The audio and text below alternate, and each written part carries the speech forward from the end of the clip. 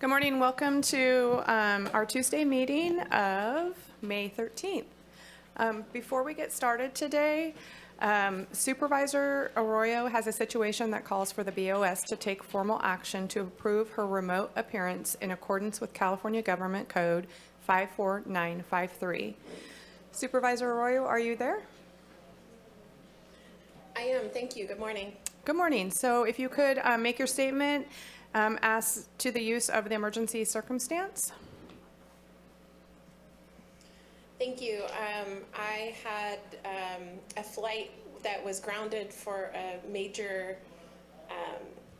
malfunction and was unable to get home in time for the meeting. So I am out of the area, and it was a very major plane issue that caused this. Okay, thank you. And can you confirm and verify that you will have your camera on at all times, and that there is no one 18 years or older in the room at your remote location? Both those are true. I will have my camera on, and no one under 18 is here. No one else is in the room with me. Okay, so then I would ask for a motion from this board to approve the emergency circumstance for Supervisor Arroyo. So moved. I'll second. Kaylee, can we have a roll call vote? Yes, Chair. Supervisor Bohn? Yeah. Supervisor Wilson? Yes. Supervisor Arroyo? I don't believe she votes on her. Do I Chair- get to Oh, vote? she does. Okay. Yes. Okay. Chair Bushnell? Yes. Motion carries 4-0. Okay, thank you. So can we salute our flag, please?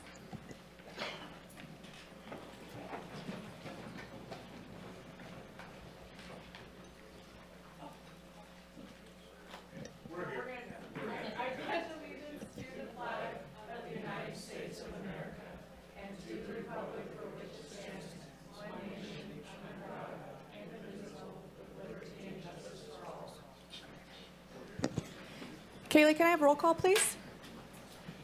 Yes. Supervisor Arroyo? Here. Supervisor Wilson? Present. Supervisor Bohn? Chair Bushnell? Yes. Supervisor Madrone is absent. Okay, thank you. We are going to go to Deputy CAO and ask if there are any modifications to the agenda. Good morning, Chair. No, there are no modifications to today's agenda. Okay, thank you. So we're going to go right into our consent calendar. And I believe our first proclamation is going to be coming from Supervisor Arroyo.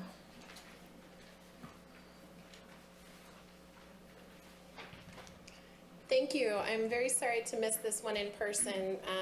I serve on the Behavioral Health Board with Vernon Price, and he's done a wonderful job advocating for this proclamation.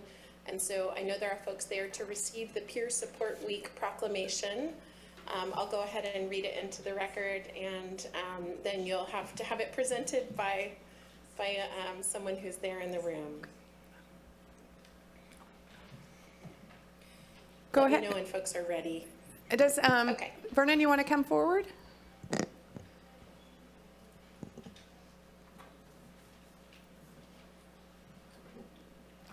Great. This is a proclamation in honor of Peer Support Appreciation Week.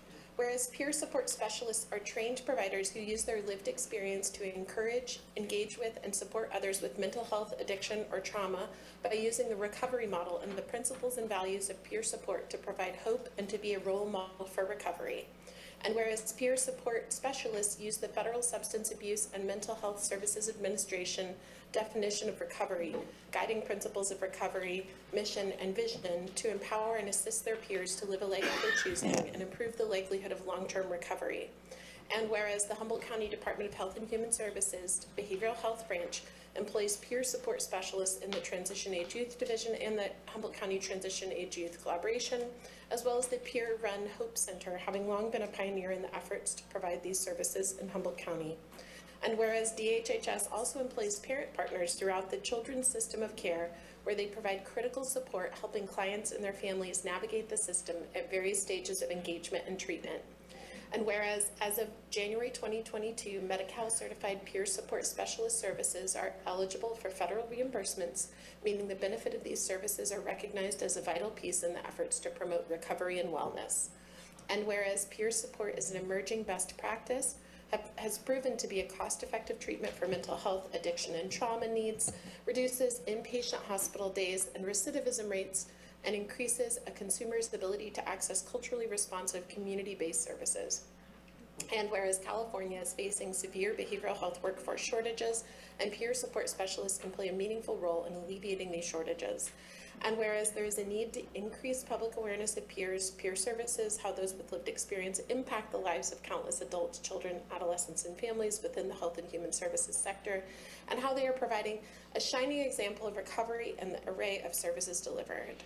Now therefore be it proclaimed that the Humboldt County Board of Supervisors hereby recognizes the third week of May 2025 as the National Mental Health Awareness Month as Peer Support Appreciation Week in Humboldt County.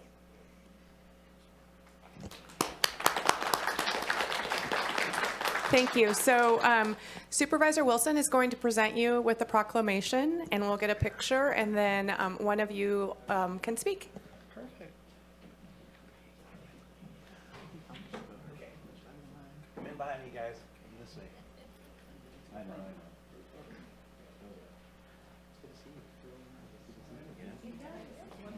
And then, James, you want to hold this? You ready? Sorry. I had a V in my mind. Okay. Only known you for 10 years. Thank you. Can we get somebody else in the front just to make it a little bit more of a tighter group? There we go. Sweet. Come on. Okay, thank you very much. All right. 3, 2, and 1. One more. 3, 2, and 1. All right. You can say a few words. I'm going to defer. All right.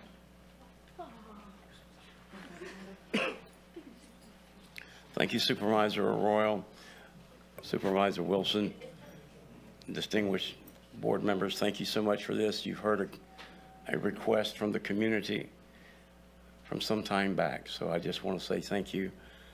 You've heard enough from me on this. I'd like for you to hear from some of our peer coaches and our peer sports specialists. So Thank you. Vernon, at this time, you are the one that can speak, and then at public comment time, they can come up and speak on the proclamation. Okay, thank If you. that's okay. That's fine. Okay, Thank thanks you. so much. So if you want to say some more, please do. I'm thankful that you've taken the time and the opportunity to follow the California State Assembly. The Assembly concurrent resolution number 146 that was read into record June 5th of 2024 of the State Assembly recognizing this third week of May as their Peer Support Specialist Week. I hope that I can get through this without getting too emotional, but it's good to hear from the trenches from time to time. People with lived experience, people that have lived the life and now giving back to their community. It's good to hear those cries from the field. So thank you so much for this opportunity.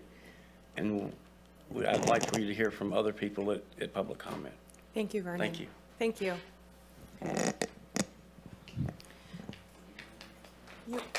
Yes. Does anybody on this board wish to make comment on this? Supervisor Wilson? Yeah, I just want to, everything in that proclamation is true and needed for us to hear.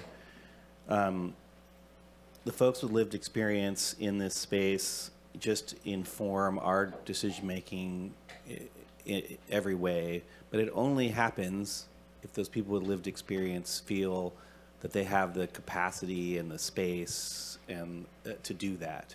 And I just want to, just a special thanks to Vernon for his bravery in that, and his just wearing his heart on his sleeve and coming here for years to break that ice and speak very directly about his experiences and his drive and his reason for leading the charge. I feel like, at least in a public space. I mean, there's a lot of people working behind the scenes or in other spaces, but in this room, Vernon has a special role, and I want to acknowledge and thank you for that, buddy. Really. I'll echo what Supervisor Wilson says. Vernon, you send us a lot of information. You take the time. You're here almost every Tuesday. You're a fierce advocate, and I appreciate the things that you bring forward and bring to our attention. We, don't have always the time to research and find all those things, and you really bring them to the forefront. So I appreciate what you do for your fellow people and for yourself and for this county. So, so much appreciation. So, anybody else? Okay, moving on. We are going to go to the proclamation for May 19th to the 25th is National Search and Rescue Week. This is also brought to us by Supervisor Arroyo, and she's going to read the proclamation in. Is anybody here for this item? Okay, go ahead, Supervisor Arroyo. Right.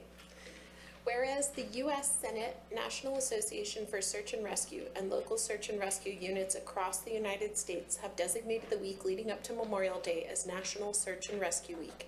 And whereas the Board of Supervisors recognizes the importance of local search and rescue services that are provided by volunteers, and whereas throughout the history of Humboldt County, search and rescue personnel have made our region a safer place by helping to save the lives of fellow community members who are lost or injured. And whereas search and rescue personnel continually offer educational services that provide community members with the survival knowledge necessary to live and recreate safely in Humboldt County. And whereas search and rescue personnel train continually in order to maintain mission readiness and to be able to address complex search and rescue situations with both knowledge and skill. And whereas search and rescue personnel are instrumental during national emergencies or natural disasters, as they are willing and able to respond and remain on missions for many weeks. And whereas search and rescue personnel carry out missions that involve personal sacrifice of time, finance, and property, and place their own lives in danger. Now, therefore, the Board of Supervisors of the County of Humboldt does hereby proclaim May 19th through 25, 2025, as National Search and Rescue Week in Humboldt County, and calls upon all residents to recognize and honor the dedication, sacrifice, and outstanding service of our Humboldt County Sheriff's Search and Rescue volunteer members who work tirelessly to protect and serve our community. Thank you. I think Sheriff Hansel's going to come up and say something, and then I think our board's going to chime in. I always have something to say. So thank you, Chair Bushnell. I really appreciate this proclamation. We have a great search and rescue team here. The primary responsibility of the Sheriff's Office is to go out there and lead search and rescues. And it happens all the time. We live in a 4,000 square mile county. A lot of people come up here and recreate. Lost Coast Trail is known worldwide, right? And people don't really understand why it's still called the Lost Coast. And oftentimes they get lost. They, underprepare. They don't understand the weather, the conditions. They get trapped by the waves. And so there's always opportunities. And whether it's us, whether it's the Bureau of Land Management or our search and rescue teams, they're there poised to go out and assist strangers every single day. And we have teams that are constantly training, whether it's our K-9 teams, our mannered unit, or just the countless volunteers. We appreciate them so much for their dedication. Thank you. Does anybody from the board want to chime in? Supervisor Bohn? Been involved over the last many years with the red shirts, and they do, and a lot of our employees are volunteers with this. So as everything Sheriff Hansel said is absolutely true, and it's a testament to the ability of the team to go out, and we saw it out in Cutting recently. Right. Within the last year. We saw it a few years ago in southern Humboldt with a little girl. Mm-hmm. Where we, and the interagency agreement, I mean, we had Marin and everybody here out in Cutting, so. That's right. They're respected, so they get the help from the other agencies. So thank you, Sheriff. Yes. Supervisor Arroyo? Well, thank you so much to all those volunteers. I mean, it is, I'll just echo that, it's simply incredible, the work and care that's put into this. I know we have recognized not only our volunteers, but the trained, service animals that help to conduct search and rescue as well. It's really quite a labor of love of everyone giving to this. And as a Coast Guard service member, I know that you collaborate closely with the Coast Guard and with local fire departments and so many partners to help when someone's missing. And I just want to echo my thanks and appreciation. Thank you so much. I really appreciate it. Thank you. I have had the opportunity to be around the Sheriff's Department before when they were either recovering a body or looking for a missing person or getting someone out of a 7-foot snow incident or dropping hay for cows. And the things that the search and rescue do, whether it be the volunteers, the Sheriff's Department, the Coast Guard, whomever, the fire departments, you don't think about if you know that your loved one has passed on but they aren't found, that's devastating. And so being able to recover your loved one, whether they're alive or not, is so important to families. And the care that I've seen search and rescue give to the families, to the person that they're looking for, is just amazing.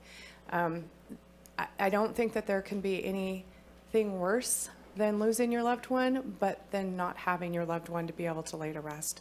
And so it's so important that these people, they go through a lot of heartache themselves, and they do it for their community and for the people of this county, and we appreciate them so much. That's right.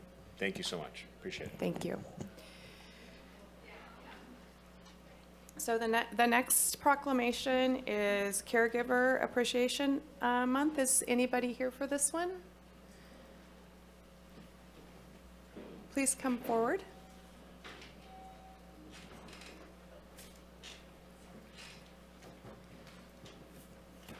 Hi, good morning. You can come up to the podium.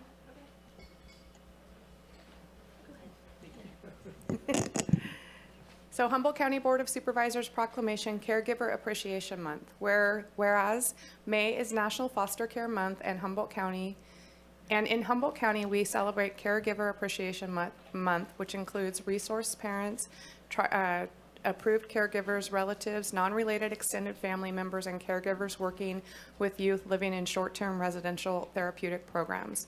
And whereas these caregivers welcome into their homes children and youth ranging from newborns to non-minor dependents up to 21 years of age. And whereas there are 241 county children and youth in out-of-home care being provided with safe, secure, stable, and nurturing homes with compassionate families. And whereas these caregivers practice a high standard of skilled parenting by being willing to seek out resources and training to help children cope with trauma, loss, separation through developmental life stages while ensuring educational services as well as medical and dental care and provided. And whereas these caregivers are valued members of the child and family team dedicated to supporting, mentoring, and advocating for children and their families, and are vital to ensuring that children remain in their communities. And whereas these caregivers are open to maintaining lifelong connections to children, youth, and families, and are essential to supporting reunification and permanency by keeping children connected.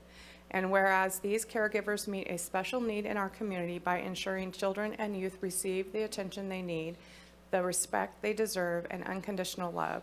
And whereas Humboldt County caregivers deserve our gratitude and respect for the work they do every day. Now, therefore, let it be resolved that Humboldt County Board of Supervisors hereby proclaims May 2025 as Caregiver Appreciation Month.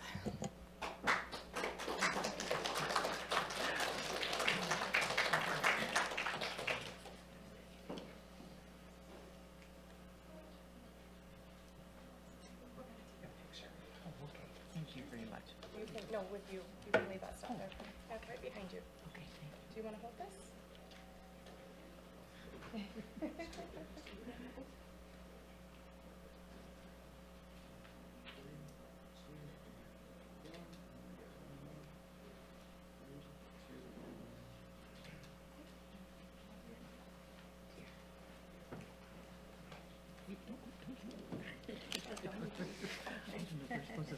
I just want to thank my foster parents.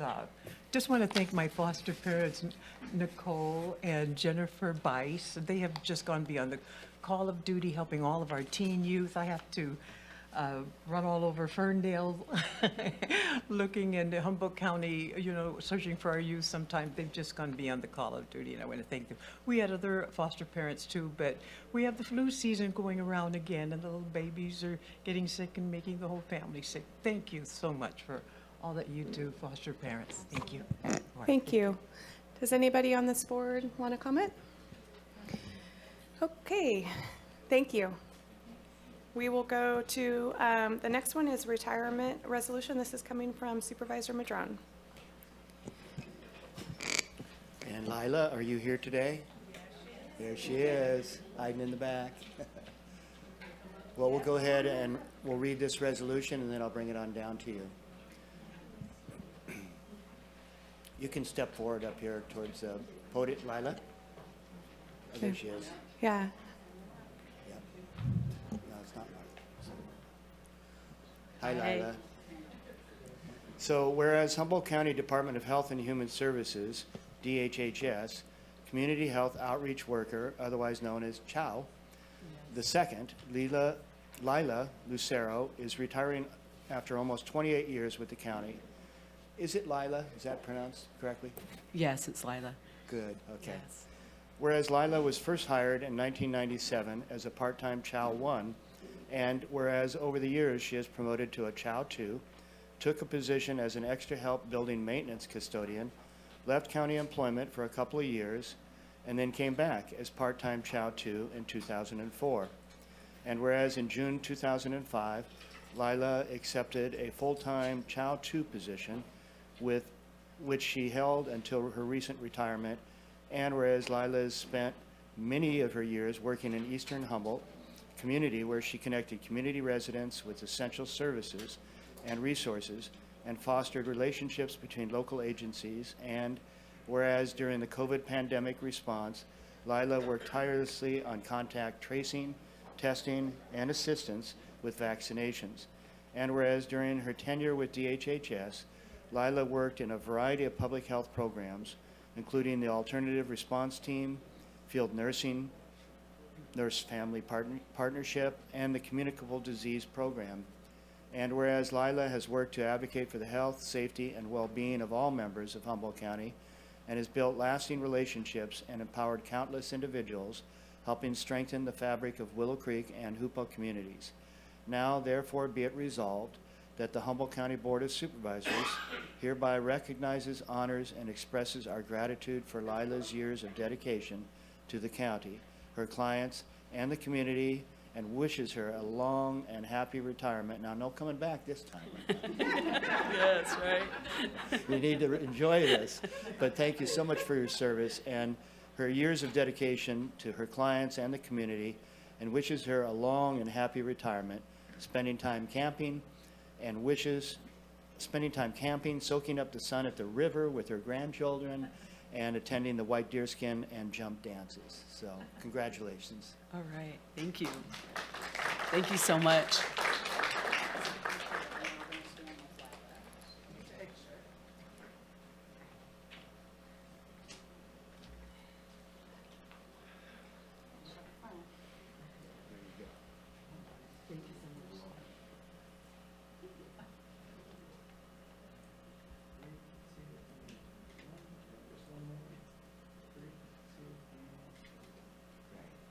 Would you like to say some words?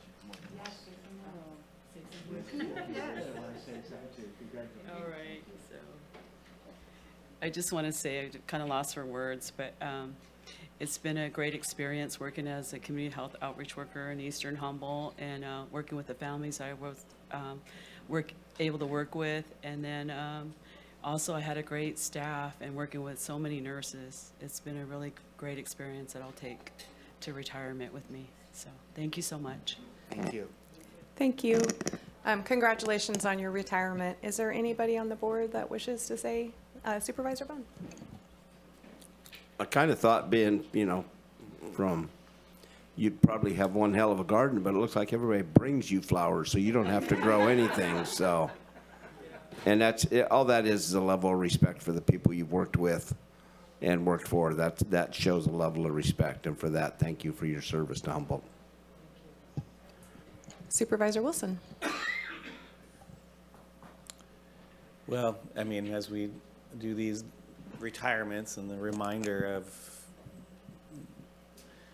not just the hard work on the day-to-day, but the long-term dedication of helping keep our civil society together, threadbare as it is sometimes, and mending that on a daily basis and helping our community just hold it together in the hard times and helping us flourish in the better times. And just really want to thank you for that, and know that you stand on this, the shoulders of those from before, and there are many that will follow in your footsteps of your dedication to this community. Just really appreciate it. Thank you.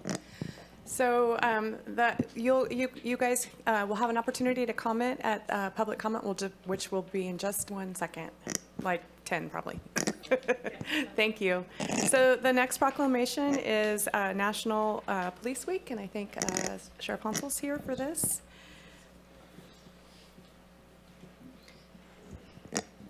Hello again. Hello.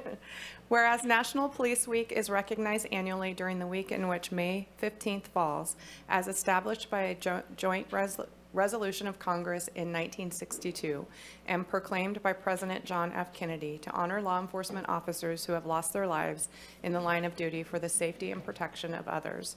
And whereas the men and women of law enforcement work tirelessly and selflessly each day to protect and serve our communities, enforce our laws, maintain peace, and ensure the safety of all residents. And whereas law enforcement officers face risks and challenge daily in the performance of their duties, often putting their own lives in danger to protect others.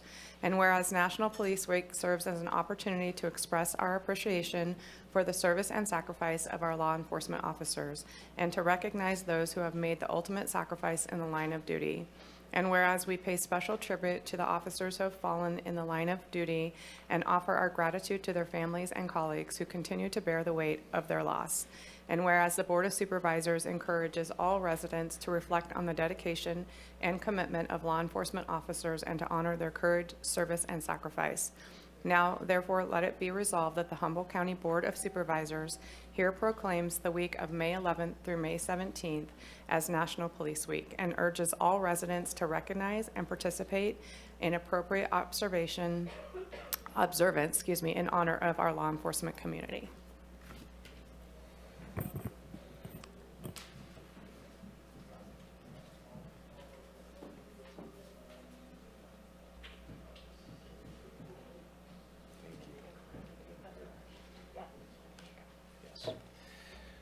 Chair Bushnell, thank you so much for this recognition. It is so nice that, this time of year we get to reflect upon the sacrifice and service of our law enforcement professionals. There's close to 1 million law enforcement professionals across the United States that suit up every day to protect the public, to protect strangers, from anything. And oftentimes, we get calls of 911 where we have no idea what's headed for, awaiting us. And still we have men and women that suit up, that answer the call every single day, not knowing if this is going to be the last shift, the last call. And also we have supportive families that come behind them, that send them off every day, not knowing whether or not they're going to come back. And so people don't also understand that that there's 24,400 names written on the memorial wall in Washington, D.C. These are the people that have lost their lives in the line of duty in the United States. And there are over 300 names that are being inscribed this year. I think there's close to 160 names of fallen law enforcement officers from the previous year, but there's also previous years that they're still catching up on. So this is just a sobering reminder of the fact is that there's people every day that put their lives on the line, and that, we see people's worst days every day. Right? And we have to be that thin blue line. And oftentimes people want to make that thin blue line something that it's not. This is not a code of silence. This is something that we take pride in, that we're the ones that stand in the gap of good and evil, that when everyone else is running away, we're running towards the gunfire. We're running towards the threat in hopes to take care of that situation, to save lives, to save others, for strangers. And no greater love than it has to lay their life down for a friend. And that's the mantra of law enforcement professionals. And so I appreciate this, this honor and this proclamation, and I'll bring it back to all of us in law enforcement here in Humboldt County. So thank you. Thank you. Comments from the board? Supervisor Wilson? Yeah, and then I want to also recognize, and I think you spoke to it a little bit, which is the seeing people in their worst days on every day. It also has its own toll, and I want to recognize the Yes. We have that with our social workers as well, and we sometimes forget about that in terms of law enforcement and other emergency personnel, and sort of the toll that can take on their lives and their families' lives, and sometimes that can be a fatal toll. And I just want to recognize that we're all going to have to do more in that realm to support each other. So appreciate that. Can I comment on that? I totally appreciate you saying that, because you're exactly right. The emotional toll this job is taking on law enforcement professionals is rather difficult. And we've had several people that have had to retire out because it's too much, the weight that people bear. And I'm happy that this is Peer Support Week too, and Vernon coming up here, because we have an active peer support program. And one thing that we've integrated this last couple of years with the support of this board is we have peer counseling. We also have counseling appointments that are free of charge for law enforcement professionals. Free to them, not to the county. The county and the sheriff's office pays for this service. So once a month, law enforcement can go and seek professional help. And it's totally confidential, and we get to talk about those serious calls that we face, talk about things that are on our minds and hearts, and hoping to decompress some of those things. And then every year we have every single one of our law enforcement officers have to sit down with a licensed therapist for a half-hour check-in, just to check in with everyone, because not everyone takes advantage of the counseling, but everyone has to sit down and talk to one of our counselors. And it's a way of checking in to make sure everyone's okay. And so that's the kind of dedication that your board has, and I appreciate that, as well as our leadership and also law enforcement, that it has actually embraced this now, because they see the toll it's taken. So thank you for saying that. Supervisor Bohn? Tell them next time, get a cakewalk easy job like supervisor. Nothing to it. Yesterday was a good example of, you had 20, 25, 30-year pins for some of the guys. We got to hire a couple civilian employees to replace some people that had left. Had some promotions in the corrections office. And there was quite and their families were here, which is probably the greatest peer. And you mentioned that to them, that if anything you need your family when you get home supporting you. That's right. First and foremost, you need the job supporting you, but you need family. You don't need it, on both ends. So I thought it was as always, a great ceremony. I've been to quite a few of them, but it was a nice day in here. Great. So Thank you for saying that. Thank you, Rex. Appreciate your support. I want to appreciate police force and law enforcement. I also want to appreciate their families. I can't imagine the anxiety that wives and husbands and children have at home when, especially, we live in a small community, and so the rumor mill goes fast when something happens, and you know that your spouse is responding, and it's not like in a big city where you might not know for a bit, or may not have that anxiety. So I really want to recognize the families as well, and they also give, and that same sacrifice happens at home, because it's a tough job, and so they have to support their person that is the police officer, and it's not an easy one. And losing your person in the line of duty for someone else, I can't imagine, and it's a huge sacrifice. I know that when you call 911, that person is your lifeline at that time until that police officer gets there. Whatever you feel about police, if you're in trouble, you always call 911, and at that time, that person is your saving grace. That's right. And so I really just really applaud all police forces and highway patrol and just everybody that serves and sacrifices for the people of Humboldt County and beyond. Great. So thank you. Thank you, Chair. Okay, thanks so much. So at this time, we're going to do roll call again, if we could, Kaylee. Supervisor Wilson, Present. Supervisor Arroyo, Yes, here. Supervisor Madrone, Present. Supervisor Bohn, Still here. Chair Bushnell. Good morning again. All are here. Thank you. So if there's any other comments on the consent calendar from the board, if not, we're going to go out to public Supervisor Madrone. Yeah, just very briefly, I wanted to honor Kirsten Sumner for her service on the Behavioral Health Board. Thank you, Kirsten, for that. And then also Danette Kellerman for her ongoing service on the Behavioral Health Board. Really great group of people there, and Supervisor Arroyo serves for us there. And I just want to honor these folks for what they do. Thank you. Okay, any other member? Okay, so we'll go out to public comment on the Zoom first. There is none, Chair. Okay, we'll go to public comment in the room.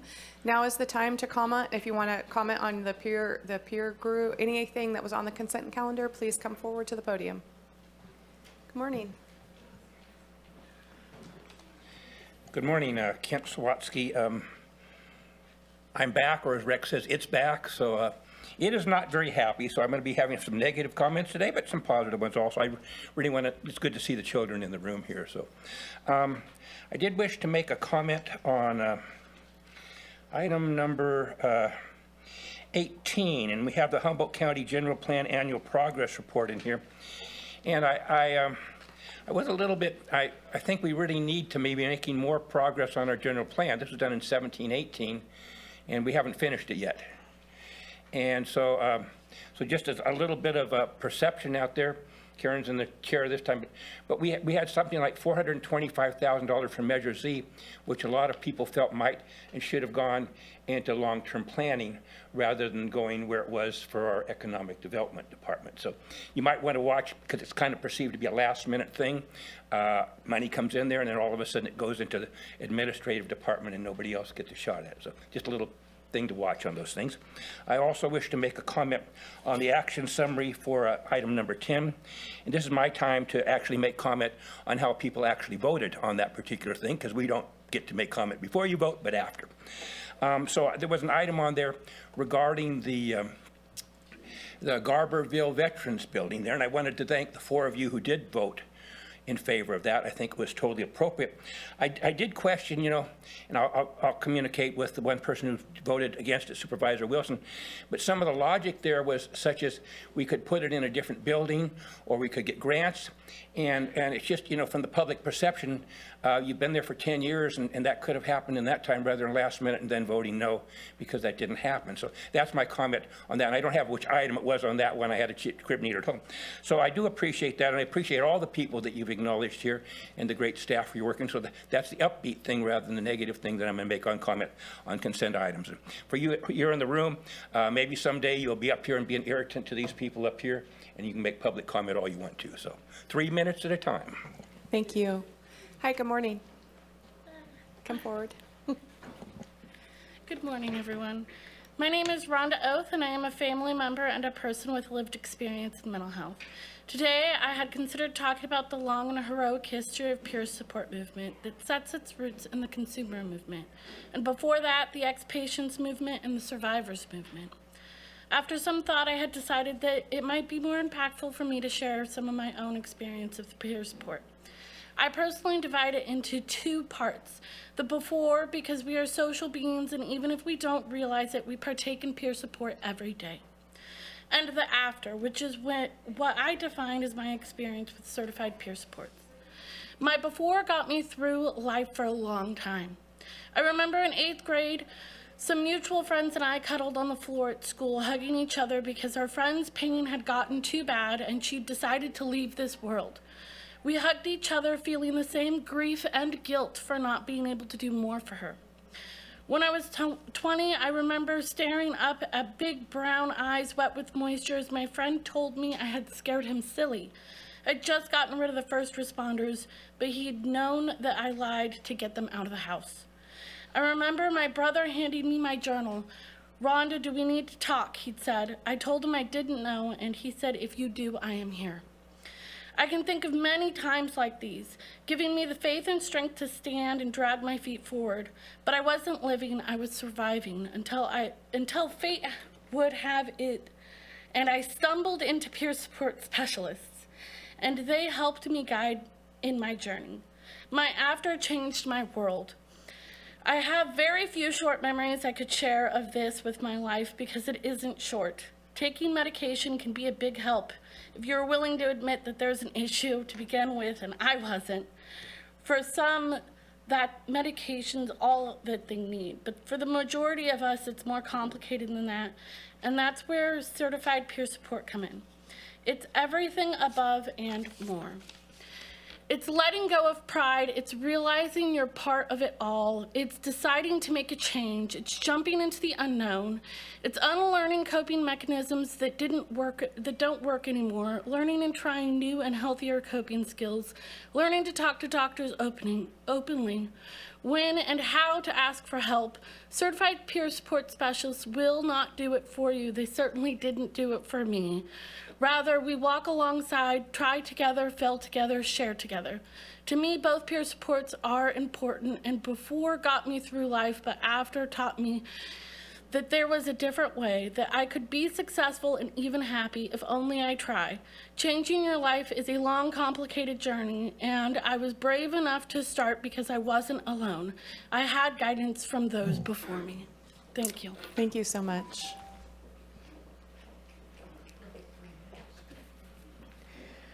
Hi, I'm Mary Ann Long, and I just retired from the county last June. I served as peer support for the Hope Center. I have been a peer support specialist, administrator, and otherwise for 25 years. In Arizona is where we started. We formed one of the first peer organizations, and it's spread throughout the country. I was fortunate enough to move back to my hometown 8 years ago, and then really, really blessed to start working at the Hope Center. It is just an amazing place. There's so much work that they do every day, working with people with lived experience. What I find and have found over these 8 years is there's still a lot of work that needs to be done. Because we're up here in a rural area, peer support is not well understood, okay? It needs more training. We need more training. Administrators need more training. People are still being hired into peer positions, and then to fit the needs of whatever that department is, they start working in that capacity, not as peer support, but as a secretary or a case manager or whatever the position is.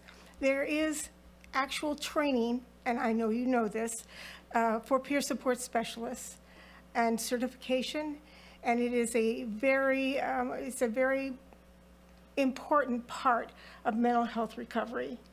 I encourage all of you to keep supporting peer support. Find out what peer support really looks like. If you've never been to the Hope Center, I invite you to come and see the good work being done. We'd love to have you. As I said, I retired, but I still feel part of the crowd. I appreciate the 8 years I've spent at the Hope Center.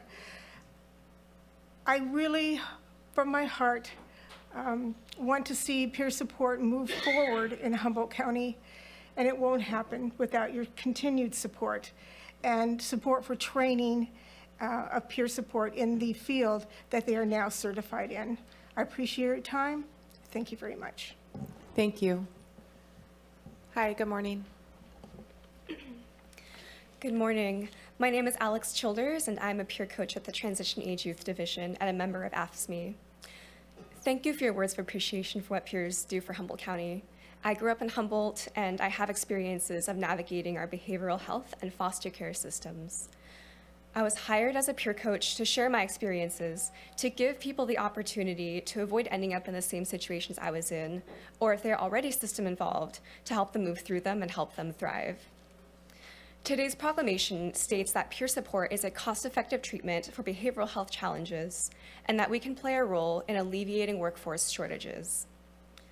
I would like to point out that the reason we are cost-effective is because peer support prevents crises that are expensive to treat once they become crises. More and more, instead of doing preventative peer support work, we are responding to basic emergent survival needs. But peers are not meant to alleviate workforce shortages by replacing such case management services. We are meant to prevent people from needing higher cost services in the first place. When entry-level workers are called on to be a convenient substitute for someone with a degree or a license, our community suffers. But when peer coaches do our jobs, when we sit down with someone and just talk with them, we hear them say, "You're the only person I can talk to about this. You get what I'm saying." When we do our jobs of supporting advocacy, we see people we've supported in preventing crisis for years stand up in public and share brave, vulnerable pieces of their story. When we do our jobs, we see people come alive as we perform preventative care in the form of walks in nature and active listening. When we are doing our job, we are helping people build community. My call to action to the Board of Supervisors is thus: put me to work, but give me the work that peers are hired to do. Do not assign peer coaches work that is beyond what's expected of a peer. Do not assume that we will do the work of staff who need proper licensure or degrees when their positions go unfilled. I want to do my job. TAE currently has vacant positions that, if filled, could help handle that crisis work so that I can get back to doing what I was hired to do, helping our peers learn the tools they need to not just survive, but thrive in our community. Today's peer support proclamation is only meaningful if our peer support specialists are themselves supported to do peer support. Thank you. Thank you. Hi, good morning. Hi, good morning. Hi, my name is Sonia Levy-Boyd, and I have had the privilege of supervising the peer coaches at the Transition Age Youth Division for the past 8 years. It has been an honor to witness their resiliency, power, passion, and hopefulness. Thank you for taking the time today to recognize their work and the immense connection and service they provide our community. In my new role as a program manager, I plan to continue to lift and advocate for all systems to continue to recognize and value the expertise that peers bring to our work. Verbal acknowledgement like today is a great first step. We all need experience and training to achieve our goals. I did to be where I am today, first as a clinician, then supervisor, and now program manager. Creating more career pathways for peers, especially those who have taken extra training and become certified peer support specialists, will enable them to better support our community. The peer coaches at TAE and across DHHS do an amazing job, and the peers I have supervised love the work they do and love being peers. They are compassionate, non-judgmental, and believe in the people they serve and in the work they do. I am so grateful to get to learn from them each and every day, and I'm glad we take this moment today to celebrate them. Thank you. Thank you. Anyone else? Hi, good morning. There's been some great speeches today, and I feel like I barely need to say anything, but I do just want to point out that the people that you're acclaiming today as essential and important to our county, as an AFSCME representative, I just want to point out that they are AFSCME workers, and that what we're asking for is respect. I hope that you offer it to us. Thanks. Anybody else for public comment on the consent calendar?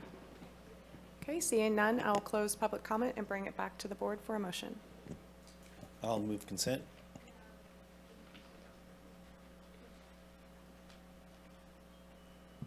Second. Thank you. Kaylee, can we have a roll call? Yes. Supervisor Madrone? Yes. Supervisor Bohn? Yes. Supervisor Arroyo? Yes. Supervisor Wilson? Aye. Chair Bushnell? Yes. Motion carries 5-0. Okay, thank you.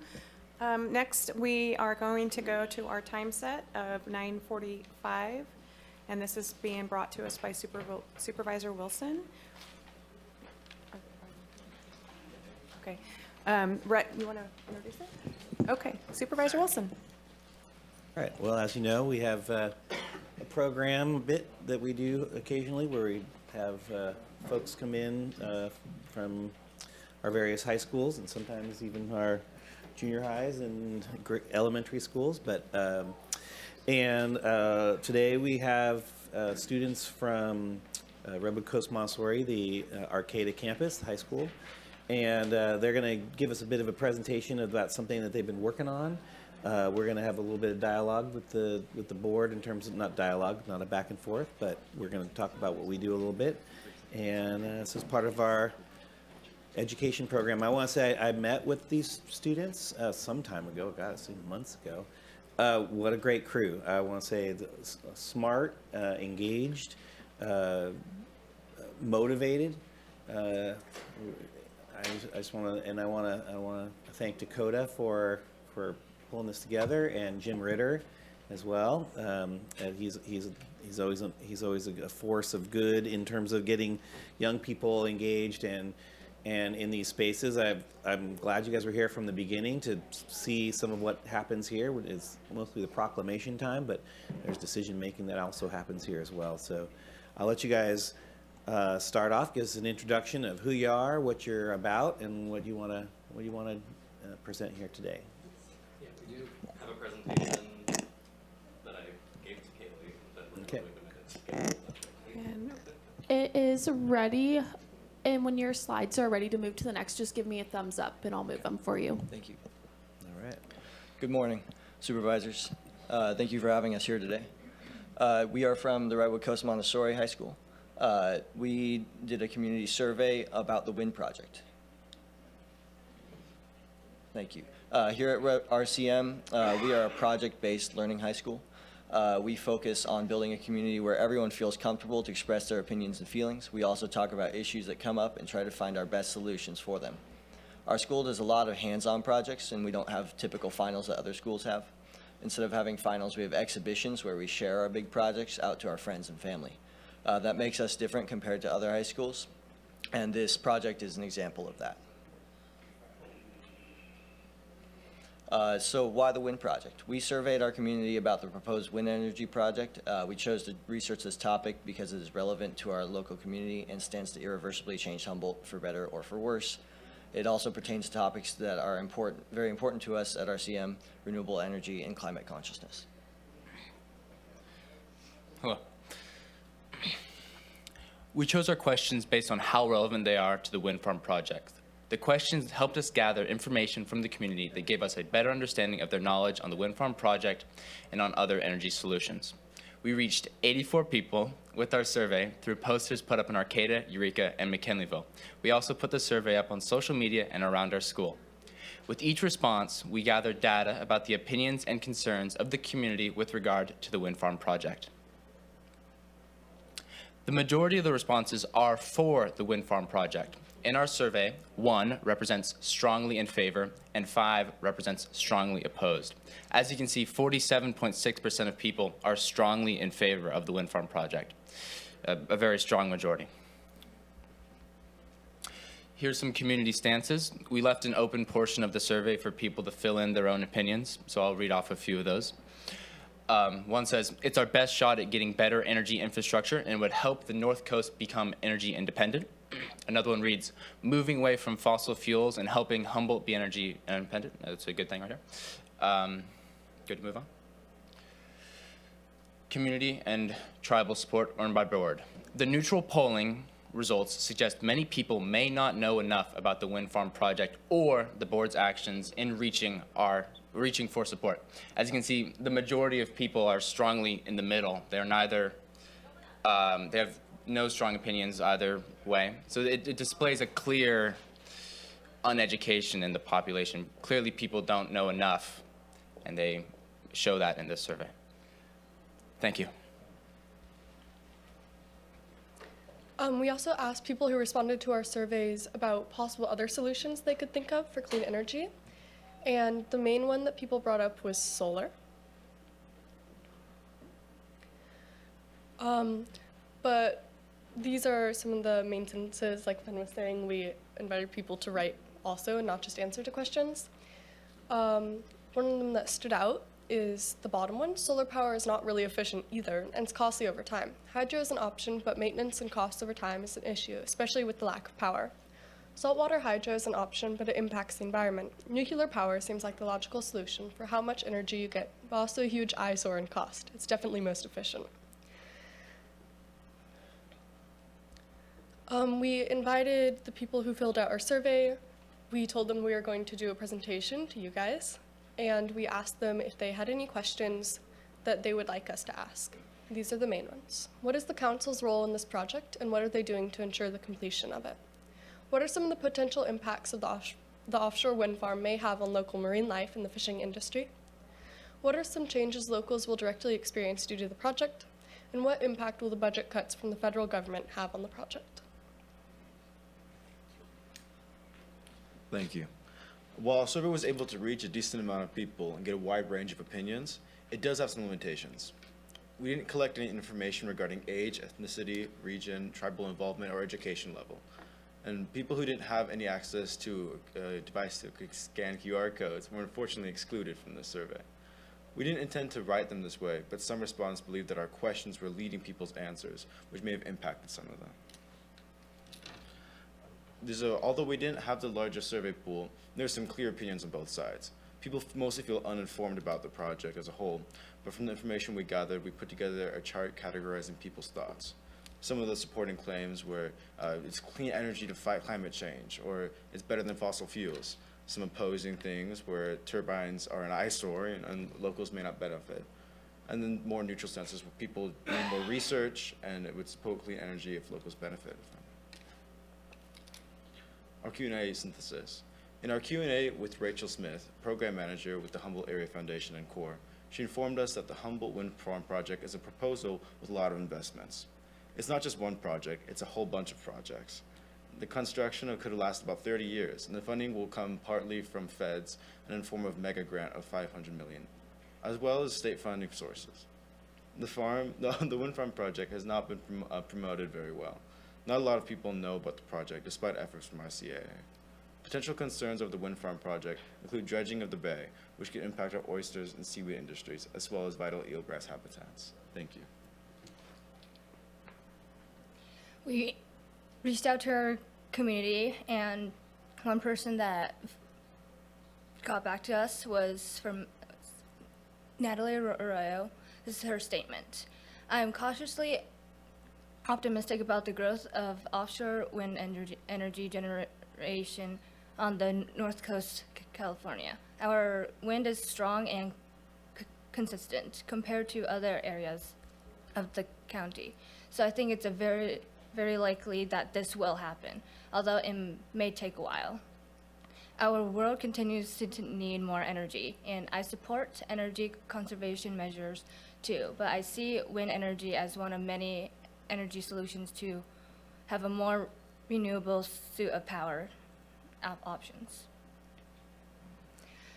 Throughout the creation of this project, our class has gained a higher understanding of how our community functions. We had multiple Q&A sessions with the community and board members that gave us further insight into what the board's role is in the community and our community's place in the world, such as where Humboldt's energy is currently coming from. People are ill-informed about the political process required to make large projects like this happen, as well as the related jurisdiction and federal restrictions that impact it.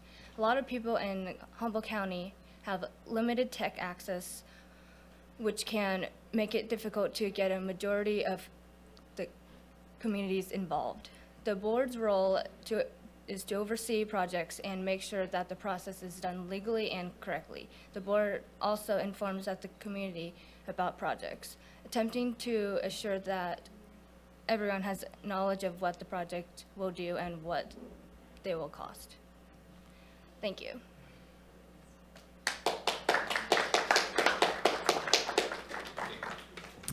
Thank you. We'll bring it back to Supervisor Wilson. Sure. Yeah, we're, as I think Dakota expressed to you guys, we're not in the position to answer questions here, and we receive your information, and thank you so much. And but y'all can contact any of us outside this space, and we're happy to talk to you, especially myself.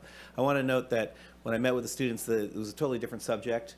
They were working on sort of the impacts of sea level rise and other issues around the storage of nuclear waste in South Bay there at the former nuclear power plant. But then they changed directions, which is something that people can do sometimes. And so I'm glad that you guys are working on this issue. As you can see, it's complicated in so many different ways, socially, technologically, even just informationally. And so I just want to appreciate your work on that. Just so for your education, I'm glad you guys are here, understanding that this is a Board of Supervisors. As you know, I'm one of 5 boards of supervisors up here. We all have our own districts. I'm not going to go into it too much today because I think I explained it pretty well when we were in your class. So I don't want to belabor unless my board wants to do this. Okay, well, I got the okay from the chair. So we're just going to go down the line. We're going to explain very briefly what each one of our roles are in this space, and then we'll kind of close out from there. Okay. And you can ask questions of our roles after that if you'd like. If you have a couple quick ones, we can do that. All right, starting with Scott. What are you doing there, Scott? My name is Scott Miles, and I'm currently the interim county counsel. The Office of County Counsel provides legal advice to the Board of Supervisors, various other county departments, agencies, boards, commissions, and special districts. Good morning. I'm Karen Clower. I'm the Assistant County Administrative Officer, and our office is the County Administrative Office, and we're responsible to assist the board with carrying out their policies. We're also responsible for the county's budget, so we work closely with our county departments in the development of the budget annually. Natalie, you want to take a shot at this? Sure, great. Well, I responded to you about offshore wind when you reached out, so it was nice to connect with you that way and nice to see you here in the chambers today. I'm the board member representing the much of the Eureka area. My district includes the bulk of the city of Eureka, but not all, and then Samoa Peninsula south of the bridge, so where the offshore wind related port facility infrastructure is planned to go, and so a very interesting dynamic district. Mine is geographically the smallest district, so the smallest by size, but the populations between all the districts are very close to one another, so within a couple percentage points of each other, which is required by law. So I have a lot of people that live in a small footprint, and so as the sort of Eureka representative, I work closely on issues that have to do with the Bay, closely with Mike, and Rex will introduce himself too, but he represents part of Eureka as well. Yeah, that's a little bit about me. I serve on several boards related to energy issues, the Redwood Coast Energy Authority board on behalf of the county, which is its own government agency. Then Humboldt Transit Authority, which provides transit service all over the community, and several others as well. So we all wear several hats. I also teach a class in the environmental science department at Cal Poly Humboldt, which is another way that I get to talk with people about environmental, ideas and concerns, and learn from that, as I also get a chance to teach. So thanks for coming out today. All right, well, as you guys know, you met me before. I'm 3rd District Supervisor. Arcata, generally speaking, Manila, Blue Lake, out the ridge, all the way almost down to Fortuna, but also the east side of Humboldt Bay, of the north side of Humboldt Bay. I kind of put my job into 3 buckets. One is customer service. This institution, which is the local government of California, of this county, which is one of 58 counties. We're kind of an arm of the state we administer all kinds of programs, but really there's just the local part about that. And when I talk about customer service, I mean people call me about their potholes or their issues around land use or mental health services and helping navigate those things, just that part of it. Then there's just, we as a team administer this institution, which is the local government, which is a $500 million a year group of programs and projects. Mostly that's people doing things and services for the community. And then there's kind of the external end. We all advocate externally outside the county to the state and to the federal government to try and bring in resources and all those things. Glad you guys are here today, and I'll move it on to the chair. Sure. Hi. Your presentation was great. Thank you for that. I am Michelle Bushnell. I'm the 2nd District Supervisor, which is from Fortuna to the Mendocino County line and down in southern Humboldt and east and west. I have the 2nd largest district but we all have the same amount around the same amount of constituents. I also put myself in 2 buckets, like Supervisor Wilson said. I provide services to my constituents. I help legislatively with the county, and customer service is a big thing that we do. And so I really appreciate my district and the county as a whole on what they bring to us and the issues that we can help solve and work on through the county. And welcome and thanks for being here today. Good morning, you guys. My name is Steve Madrone. I'm the 5th District Supervisor. The 5th District geographically is everything north and east of the Mad River, except for the city of Blue Lake, which is in the 3rd District with Mike. It's a huge district. It goes all the way up past Orleans, up the Klamath River, and it goes north almost to Klamath along the coast. There's only one incorporated city in my district, and do you guys know which one that is? Incorporated city, civics lesson? City of Trinidad. Little Trinidad, right? One of the very first early cities to incorporate in the state of California, believe it or not. And that had to do with some history. At any rate, it's a huge district and mostly unincorporated. So I spent a lot of time on all kinds of issues, especially roads and other things. But I just want to applaud you all. Like you said, you operate differently than most schools. You guys take on projects and do investigations into them. That kind of experience is going to serve you well in your futures, rather than just read some stuff, hear some stuff, and then get tested on what you heard and getting engaged. That's where a lot of great learning happens. So I applaud you for having that approach, and for your teachers for helping to guide you in that way. So thanks for being here today. Hi, I'm Rex. I've been up here a while. I kind of look at it a little bit different. I'm elected to represent Humboldt County, but I'm elected by a district, which is the 1st District. But we all have friends in every district, and I mean literally every district. And a lot of the times our friends will call us and say, hey, I've got a barking dog, I've got a problem, I've got this or that. So we either give them to that supervisor, sometimes we just take care of it because it's a lot quicker than trying to find the other supervisor. So at the end of the day, we have to cover 4,400 square miles, which is bigger than I think 4 states. So we have a pretty large county, and we're only the 11th biggest in the state. So there's some big counties out there with a lot less people. I loved your presentation today. I love your open-mindedness to nuclear power. I tell you what, when you go back to school, look up a thing called TerraPower.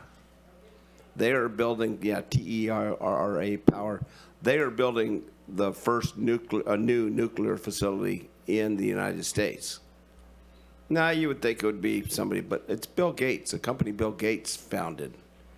And he has got a little success in finding successful, but he thinks that is the answer to climate.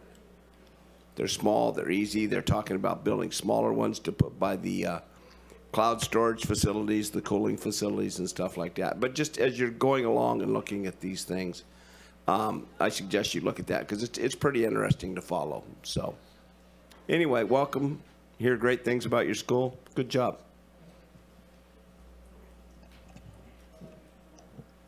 Hi, I'm Kaylee. I am a board service specialist. My job is maintaining records, completing agendas, action summaries, and communication with constituents as well. And Eric won't talk over there because his job is not, he works for Access Humboldt. He's busy over there making sure that that we're streaming out into the public and that this meeting is being recorded so that you can come in later and all those things. So we can't interrupt him while he's doing that. So he's very busy making sure that information is both logged in and also streaming at the same time. And thank you, Eric. You can nod your head. Thanks. So anyways, you got a kind of a bit of a framework for what we're doing here. This is local government. This is where it happens. Everything you see around you, the constructs of the society that you have, is mostly revolving around your local government. Your decisions in local politics, in terms of like elections, are just they are the most important decisions you make.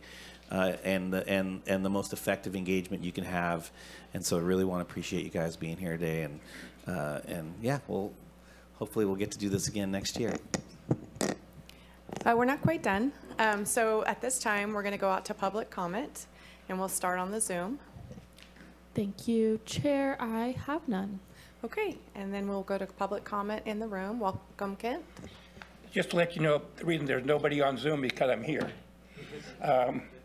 I've been in this chamber a long time, actually longer than Rex, as far as sitting in my chair back here, and Rex is a senior person here. I've been designated by Supervisor Mike Wilson as the agent of chaos. Other people refer to me as a public meeting enthusiast, and then there's all kinds of other derogatory names, which they probably refer to me as. I'm here as kind of a public watchdog in many ways. I really appreciate you young adults being here and what you're doing. It's very important. I strongly self-proclaimed autistic, very functional, and I strongly support your school and the leeway of what you folks do in your school and the education you're getting. It's phenomenal. Enjoy it. Benefit from it. Some of the main things that you're going to find is that you have the ability to participate. You can make a difference. Some people say I don't make a difference. I really liked your presentation on offshore wind. I think that was relevant. I guess you kind of were blowing in the wind, which is a good thing. Don't feel stuck with one kind of thing, but move around. I think it'd be pointed out to you that a far superior project to this was turned down by Humboldt some years ago, and it was an onshore wind project. And its feasibility and potential, some people will agree to disagree, but as far as producing energy and an economic thing and a chance of coming to fruition, I still think it has probably 100 times as much chance of being done now or in the future than this offshore wind. I can answer questions regarding that because I do have access to it. The response is, and I think Rex pointed out, there's so many other alternative energy sources that are coming into play that will be way less expensive. And so as far as I'm concerned, offshore wind is just tilting at the windmills. I don't think you're going to have the support. I think maybe we will get a port improvement here, possibly out of the whole thing. And then you have to worry about something else. If you're young, worry about the fact that possibly Homeland Security would want to make us a strategic port. That might worry you, that we become a target. I like Humboldt County to be small. I think we're all here because we don't really want to see it growing a lot. And I hope you all enjoy the environment we have here. I traveled all over the world, spent half my time down in Mexico. This is one of the most unique and beautiful places that you can live in the whole world. So thank you for coming today. Is there any other public comment? Hi. I'm Dakota Adelman. I'm these fine folks' teacher, and I just wanted to thank you again today for welcoming us. We hope to see you next year with a new group of seniors. And again, thank you for making us feel welcome. Thank you for responding to our inquiries for comment and helping us on this investigation. And we had a great time coming out here today, so thank you a lot, folks. Thank you. So we had a hand that came up really quick on Zoom, and so I'm going to allow it. Was right when we went to public in the room, so we're going to allow that. Thank you, Chair. Caller 0159, I am unmuting you, and you'll have 3 minutes.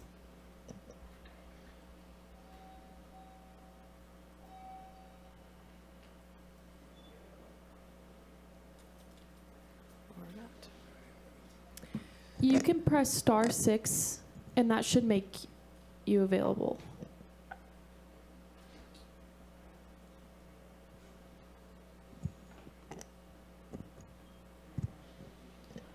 Okay, thank you.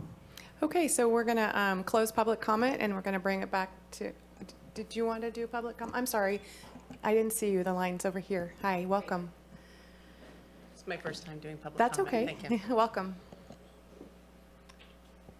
Good morning. My name is Erica Dykehouse, and I'm a resident of Blue Lake. I'm an AFSCME member. Ma'am, can I ask you, is the public comment about this agenda item? No, it is not. Okay, so you're going to need to wait until, if you're talking about negotiations, it would be at closed session time. Okay. Or you will have public comment on non-agenda items, which is just a general. You can generally talk about what you'd like there. Okay, thank you. Okay, thank you. So I am closing public comment. We're going to bring it back to the board, and I'm going to bring it back to Supervisor Wilson. Yeah, I'm happy to make the motion to receive and file this report, and my closing comment is on the way in today. I was listening to a podcast, as I sometimes do. It was Ezra Klein talking to an author about the changes in education occurring right now, especially in the time of AI and other things, and how really the skill sets that she was very vociferously promoting was independent thought, engagement, project-oriented education, and inquiry, and those types of skill sets, and getting things done and having long-term projects. Because obviously what we're seeing, especially post-COVID, is even just the number of books young people are reading and adults are dropping dramatically, and even just our attention spans in terms of long-term projects is wavering, especially at the younger level. And so what I see here in front of me today is a lean in that direction from this school, and I really appreciate that. I want to just shout out that we have various educational styles and types here across Humboldt County, and I'm grateful that you guys are working on the way you're doing it. And with that, I make my motion to receive and file. Second. Okay, thank you. Kaylee, can we get roll call? Supervisor Bohn, Yes, please. Supervisor Arroyo, Yes. Supervisor Wilson, Yes. Chair Bushnell, Yes. Supervisor Madrone. Yes. Motion carries 5-0. Thank you again for all coming.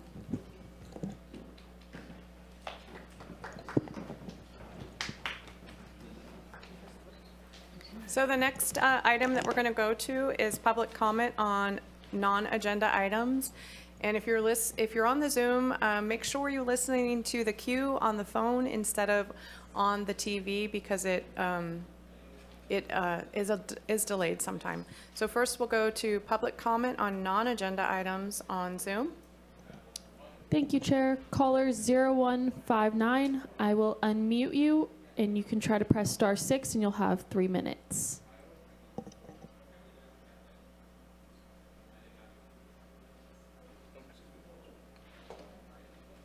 Good morning. My name is James -J. Colin Parker, beneficiary, executive of the trust. And I'm giving a command here for Humboldt County persons, actors, in this corporate structured ruling system to stand down and take their oath seriously.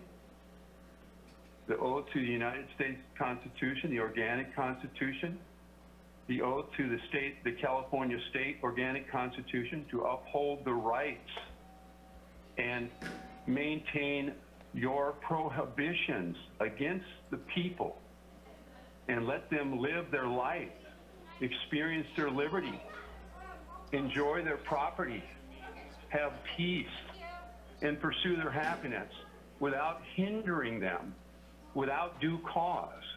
Now, if somebody causes any trepidations or causes harm to another sentient being, we have to stop that.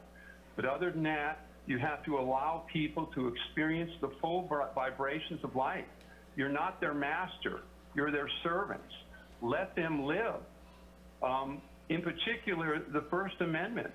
These are your rules, your prohibitions to allow people to live and believe what they want to believe and not trespass on that right.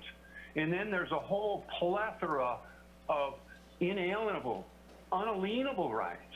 And you know what? I don't appreciate these public servants causing me anxiety, which causes stress, which causes disease, which causes premature death. Now, I'm 68 years old, and I just want to be left alone. And I have that right to be left alone. Now, if I cause injury to another sentient being, God save me. But other than that, leave me alone. And you know what? Auctioning off places of worship is contrary to your prohibitions. And that will be addressed. That will be addressed. You've already liquidated 20%. You're going to liquidate another 20%. And the buck stops here. You're going to be held accountable. And I'm accepting all of your oaths of office to uphold your prohibitions against trespassing on the people's right to live their life, their liberty, their property, their peace, and their happiness. And I applaud you. The good that you do in society, I applaud that. But when you're trespassing on people's right to live their life according to their Constitution, as long as their Constitution doesn't violate somebody else's Constitution, they have to be let to live, period. Full. Thank you. Sorry you ran out of time. Caller 6693, I will unmute you and you'll have 3 minutes.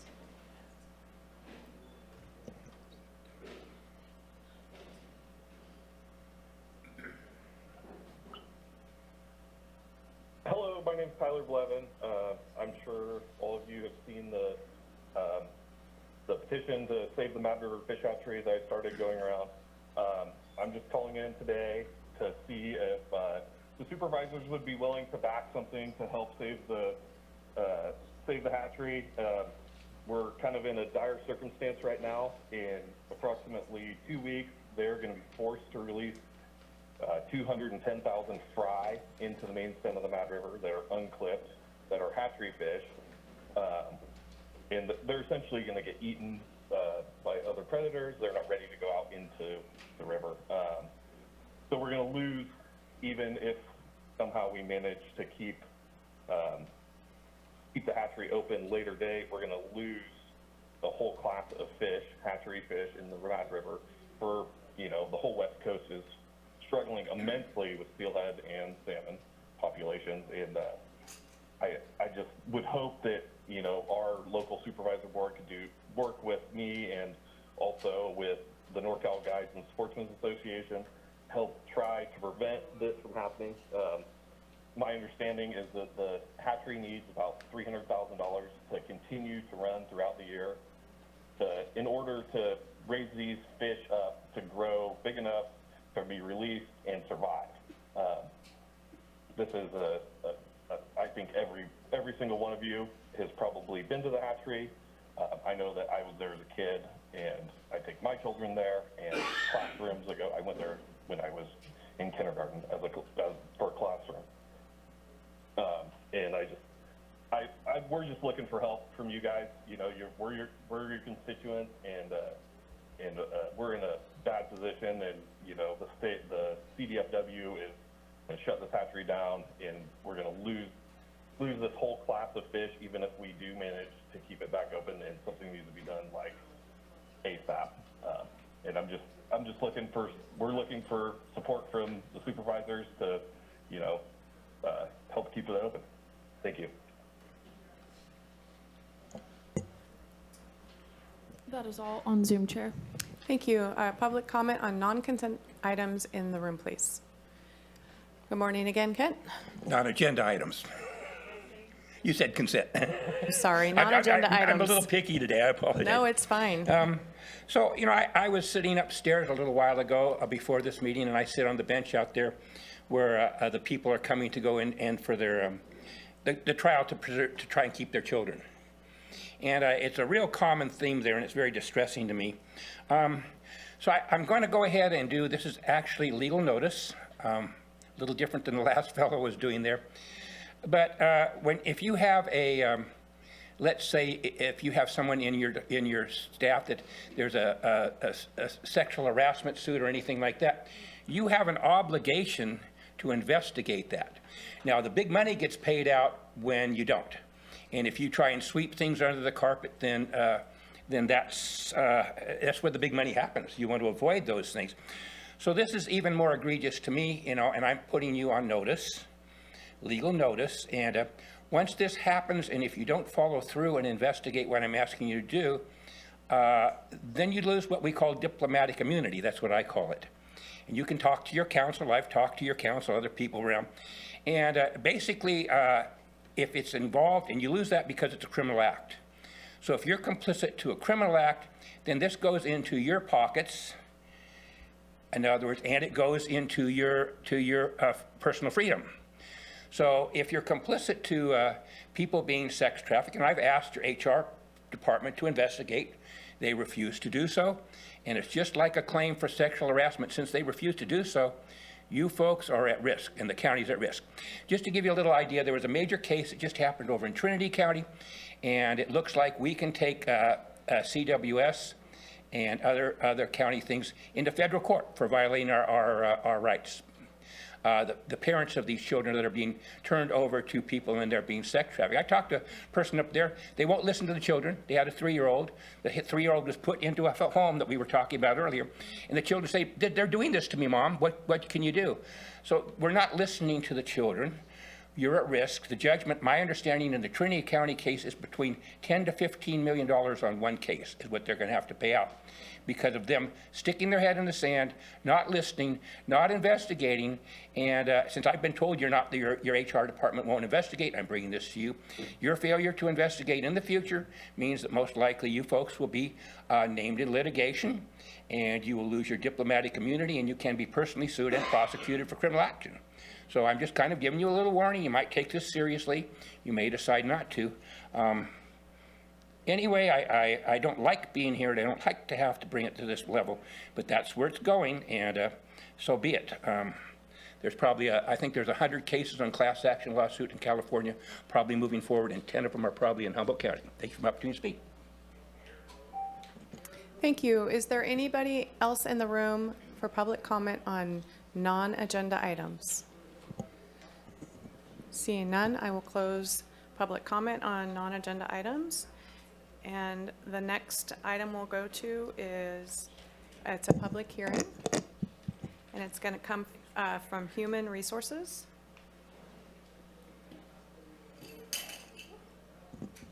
Karen, do you know who is presenting?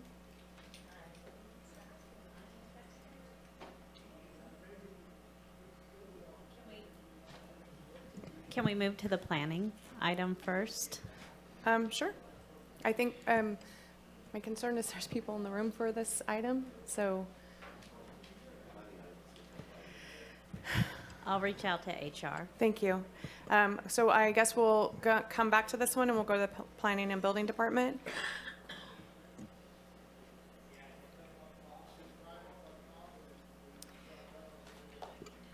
Good morning, Director Ford. So before, I'm going to open the public hearing, and we're going to go to County Council. Thank you, Chair Bushnell.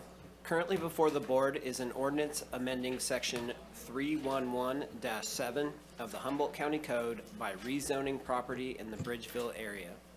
PLN-2024-19093, Cottrell Ranch, LLC, Buck Mountain Ranch.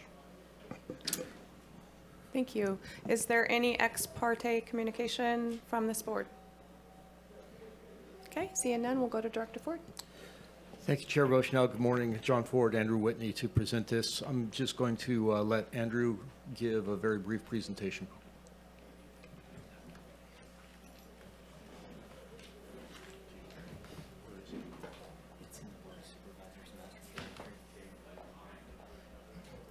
Good morning, Chair Bushnell and members of the board. Good morning, Chair Bushnell and members of the board and members of the public in attendance. We're going to get a presentation up here briefly describing this item. It is the Cottrell Ranch LLC Buck Mountain Ranch zone reclassification. This is a pretty standard action governed by the California Government Code, and we'll have that presentation up momentarily here.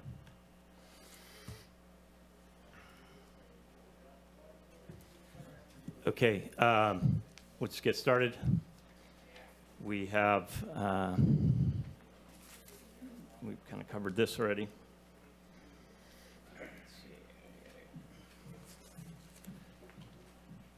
The red polygon on the eastern side of the county is where this project is occurring. You can see Eureka is up there. It's a rather large land holding. Project overview. This is a zone reclassification to rezone approximately 2,127.6 acres on 12 parcels to timber production zone. The lands to be rezoned are currently zoned agricultural exclusive, and the lands have been managed for timber for over 50 years. This is just a graphic of the project parcels. You can see Highway 36 there. We're in the Bridgeville area.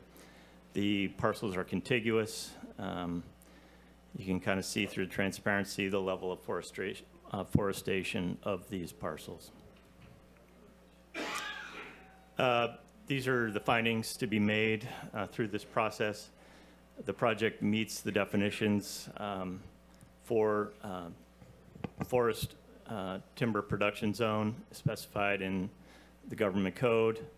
The applicant has a professional forester prepared a rezone petition that is included in the agenda packet. The Forestry Review Committee reviewed the proposal and recommended approval for the rezone. The zone reclassification did go to the Humboldt County Planning Commission for review, and they recommended approval. And the zone reclassification. We have a question. Yes. Well, I've got it. Yeah, Planning Commission, Forestry were both unanimous. And I mean, the simple part of this project for the public to understand is if this is to go through, there will be no chance for cannabis or legal cannabis to be licensed upon this, on these parcels, correct? That is correct. Can I make a motion to accept staff's recommendation? I don't mean that we can do public comment, but I'm not trying to circumvent anything. I see a cringe, but. Yeah, I think Director Ford wants to do the presentation. I mean, we can stop the presentation. That's fine. I think we've gotten through the gist of it. It would be good to have public comment before. No, I'm not trying to circumvent public comment. Yep. It's okay. Okay, so I apologize. Are you comfortable with the amount of the presentation you've given? Just the only thing is the recommendation, which is to accept the Planning Commission's recommendation and then to adopt the findings and to approve the rezone. Okay, are there any questions from this board before Supervisor Wilson? In the report, there's a financial part of this. Could you talk about that for a minute? Certainly. So when lands are rezoned to timber production zone, their tax classification is revised downward, essentially, from the agricultural exclusive zone, zoning. And there is a financial implication of that. When we rezone these 2,000 some odd acres to TPZ, the annual tax revenue to the county is decreased on these lands to the tune of approximately $12,200 annually. That is not a zero sum. There is, when timber is harvested, the taxes are paid on that harvest, so the county does recoup some of that. Now, what ratio and proportion, that's really hard to say based on the intermittent nature of timber harvest. and, the varying quality and value of timber. Under the current zoning, is timber not allowed to be harvested and then taxed? Timber is allowed to be harvested and taxed, so, yeah. So then You're right. what's the difference then? Well, the difference is the property owner pays lower taxes. So you're right. They could harvest timber under the AE zoning designation. Okay. And if they did that, they would pay taxes. I think on what, those. if I could add, one of the differences is that under TPZ, there is a more narrowly prescribed set of uses that are allowed within the zone. Yeah. The zone really is intended just for timber harvesting. So it reduces the potential for other tax generating activities to occur, and what was mentioned was cannabis. And I was just kind of wondering, how many new cannabis applications have we had, say, in the last year? Like, what's the trend in that? Like, The is this trend of cannabis is way, way down. I don't know that we've gotten any actual applications for new cultivation within the next year. Okay. Cannabis was allowed in TPZ under 1.0 and 2.0 if it was pre-existing. But new cannabis isn't allowed in TPZ at all. Right.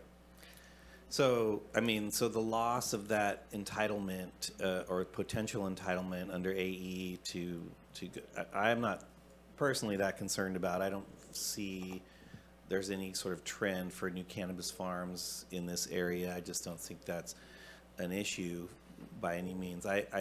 I do understand the property owner's rights to petition to change the zoning in order to receive the tax break. And again, we're seeing a trend in that a lot, and we keep talking about the projections for our budget. And as we see more and more of these, I think we need to be thinking about that trend and its implications on our ability to, do all the programs we're talking about, pay our employees, all the other things that we're doing. I just want to caution us to, in our sort of like enthusiasm for these changes. I don't really see any net benefit to the county necessarily, other than a landowner has of a very large holding getting a tax break, or maybe you got another viewpoint on that, and I'm happy to hear it. You're raising a good policy discussion. But the other side of that policy discussion is that traditionally the county has incentivized, the state has incentivized people to hold land just for the exclusive production of timber. Yes. That has been traditionally a very important industry within Humboldt County. Yeah. And so the mechanism to incentivize that is moving it into TPZ. Part of the incentive is to continue to have these lands in large holdings so that they don't get parcelized and broken up and split off for a bunch of different uses, including at this point housing. Yep. So it really is an incentive to retain these large holdings. So as part of this, are we seeing lot line adjustments and aggregation of parcels then? It's been a while since we've seen people come in and want to take existing original parcels and use lot line adjustments to create different parcels. That wouldn't happen in TPZ. It would happen in AE, could happen in AE. But right now, we principally permit residential development on our TPZ lands currently. So I don't know how this zoning change impacts that potential. It makes subdivision of the land much more difficult. Okay. So from my perspective, I'm just saying, as we move forward with this, I think that we should be focusing on, I do agree that aggregation of these parcels is an important thing, especially if we're going to start using fire on the landscape to manage biomass and those sorts of things, like having less opportunity for subdivide, because wildfire is only wildfire because it crosses lines. Before there were no lines on the landscape, that was not so much of as much of an issue. But now that we've parcelized it's much more difficult to manage large landscapes in large landscape ways. So I'm just pointing out that if we're trying to get benefits from something like this, like, I think we should be seeking more of that benefit, because again, these properties can still hold residential development, can still have ADUs, can still have all those things, which then that's still part of the what you, back when these laws were made about the TPZ stuff, was before we had a general plan that allowed residential development on TPZ. Now that we've done that, it's like that protection is not quite the same as it was when those laws were created. That is true. Yeah. But the one very important thing that still is in place in order to subdivide TPZ, you've got to demonstrate that it is a viable tract of land, and it can't go below like a 160. With that, I'm okay moving this thing forward today. I just want to like point out that we do have some long, range land use planning issues we're going to have to be thinking about and dealing with as we move forward, and not just land use, but also budgetary, and thinking about this is, again, we keep having these things come back, and we're having less revenue coming into the county, and we keep talking about spending on things that keep going up, and we know what that might eventually result in. So I'm done with my inquiry, and I appreciate the board allowing me to take us down that space. Thanks. Thank you. I wanted to ask you if, so in TPZ, one of the benefits is that this land is being used for commercial use, which is also grazing and timber. Those monies come back into the county through the spending that they do and taxes. Also, this land, when you don't have a tax break like this, oftentimes generationally down the road, folks can't keep their lands, and so they end up selling it. And if there were to be structures built, a residence or so on this, that would be appraised differently, and we would see taxation from that. And if TPZ were to come out of it, it takes, I think, 10 years for the buyout. They would have to make up that land, those land tax values within that 10 years. Is that correct? That is all correct. So the benefit is that this family can keep this land in their family, which has been, Cottrell Ranch has been there for many years, and they have logged on this land for years and ran cattle on this land for years. They have put money back into Humboldt County time and time again. I don't see that we're losing a ton of money through the land taxes as we make up the taxes in different ways. I'm very supportive of this, because large ranches like this are getting broken down because families coming forth can't pay the land taxes. And it's also, like you said, Director Ford, it can't be sold while it's in TPZ land, as it can be sold as one ranch, but not individually and parceled out, which is so important for these big ranches. Supervisor Bohn? And I really truly believe we need to look forward on our budgets and stuff like that. And we're talking about the mass amount of $12,000 annually, 100 years would be 1 point. I'm just saying, as we look at this, sometime up here, we have to look at doing what's best for the landowner and the people that we represent, rather than how we can make sure we suck every dime out of them. And this gives them an opportunity in a rough time, especially for resources, to actually hold on to their property, their legacy properties. They're not some Johnny come lately that just came in and bought this ranch and says, hey, you know what I'll do? I'm just going to screw the county out of a bunch of money. Because we pass up a lot of things up here that would generate a lot of money, speculating that we'll have something in 5 or 6 years that'll take the place and knock the socks off. And now I heard yesterday it's 20 years later. So I think our speculation is not that well. Sounds great on paper, looks great on paper. The actualities don't happen. This is what one of our long-term families has asked to keep their ranch whole, keep it operating, the employees they have, and they will still graze cattle on it. There will still be cattle grazing on it, so there will be an agricultural element to it, which is perfectly allowed.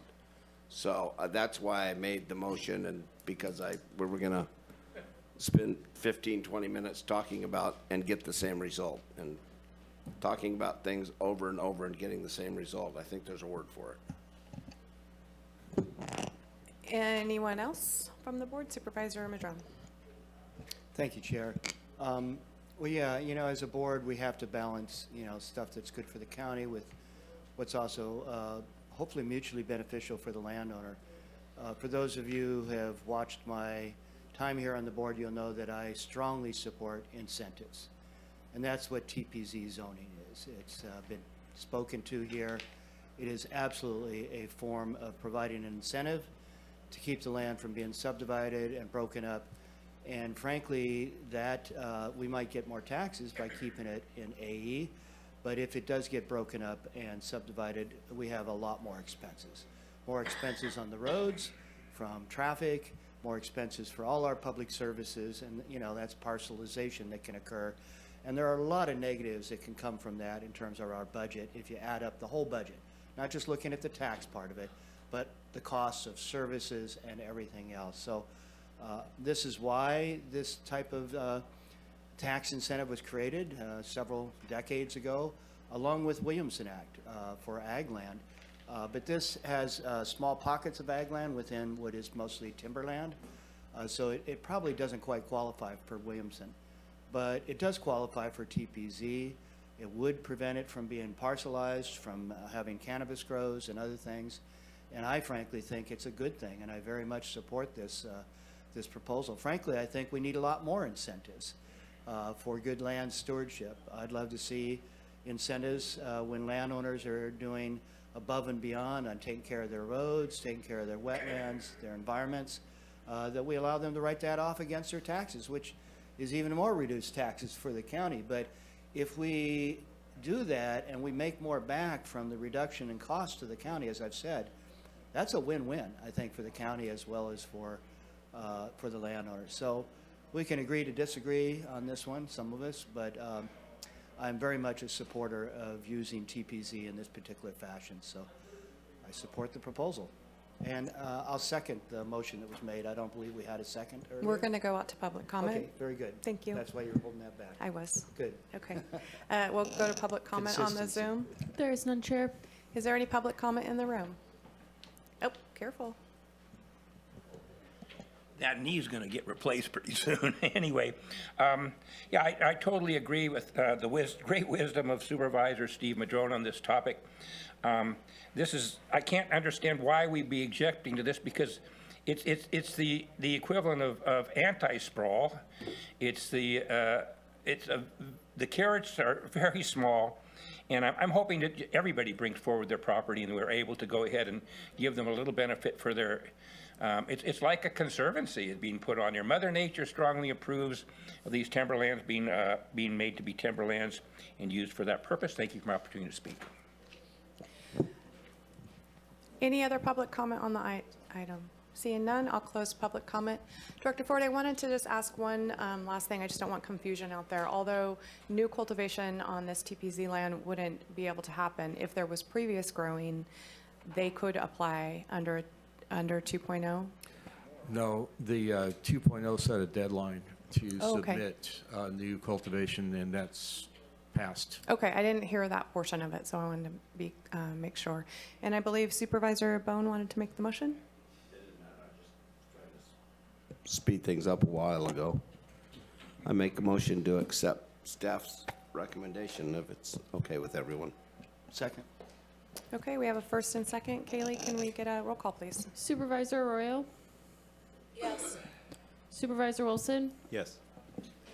Supervisor Madrone? Yes. Chair Bushnell? Yes. Supervisor Bohn? Yep. Motion carries 5-0. Thank you. The next item we're going to go, I'll close the public hearing. And the next item we're going to go to is another public hearing. Council, do you need to read this in? No, Chair Bushnell. Okay, is Human Resources here now? We are here. Okay. So this is a public hearing on AB 2561 vacancy data. We're going to go to Director O'Hannon. Good morning, Board. thank you for flexibility with us in this meeting. I will actually be handing the mic over to Beth Rogers here to present the report. PowerPoint presentation, is it? I think Can you pull Kaylee's that? working on that. I'm working. So we haven't been able to locate the clicker, so Kaylee will advance for you. Okay, thank Yeah, you. just give me a thumbs up when you're ready. Okay, thank you. And can everyone hear me all right? I know I'm pretty soft-spoken. Okay, is that better? Okay, thank you. All right, well, thanks for passing it off to me, Zach. So I'm here today to present on AB 2561. This is a new law that requires that we hold a public hearing each fiscal year to discuss retention and recruitment efforts. This presentation must be held before the adoption of any budget, and we must identify any changes to policies, procedures, and recruitment activities that may create hiring obstacles. So this is something that's new that we're going to have to do annually going forward. So if I do okay today, maybe Zach will have me back next year to do this. So you can go to the next slide, Kaylee. All right, during the hearing, our bargaining units have a right to make, so these are just some of the requirements on AB 2561 that I just went over, so we can go to the next slide. Thank you. During the public hearing, our bargaining units have the right to make a presentation and speak about recruitment and retention efforts in their units. I haven't heard from all of the units. I only heard from the County Attorneys Association and expect that they'll be presenting, but I think we have some folks from AFSCME here today, and if any others are here, they would also be able to make a presentation as well. And we can go to the next slide. The bill requires specific data be provided when a unit passes a 20% vacancy rate, that being that the total number of vacancies within a unit, applicants for vacant position, average days to complete the hiring process, and opportunities to improve compensation and working conditions must be presented. And before we look at the data, I just want to take a moment to discuss what was pulled for this item. We are very limited in our ability to track vacancy data in time due to resource technology constraints, but we all know that this is going to be a shifting value as we have staff hired and as we have staff separate. So the data that we have is not the data that is present of today's vacancy rates that we have. The bill is not specific on when and how the data needs to be pulled and what exact metrics need to be used, except for when a unit passes that 20% threshold. So we pulled this data from February 9th of this year. I also want to thank the CAO's office for helping us gather this data and verify what we pulled. Staff spent many hours getting this data together, and I also want to mention that this bill is an unfunded mandate. So we just don't have a lot of the resources to pull a lot of the data that we could. So this is just what we have as of February 9th of this year.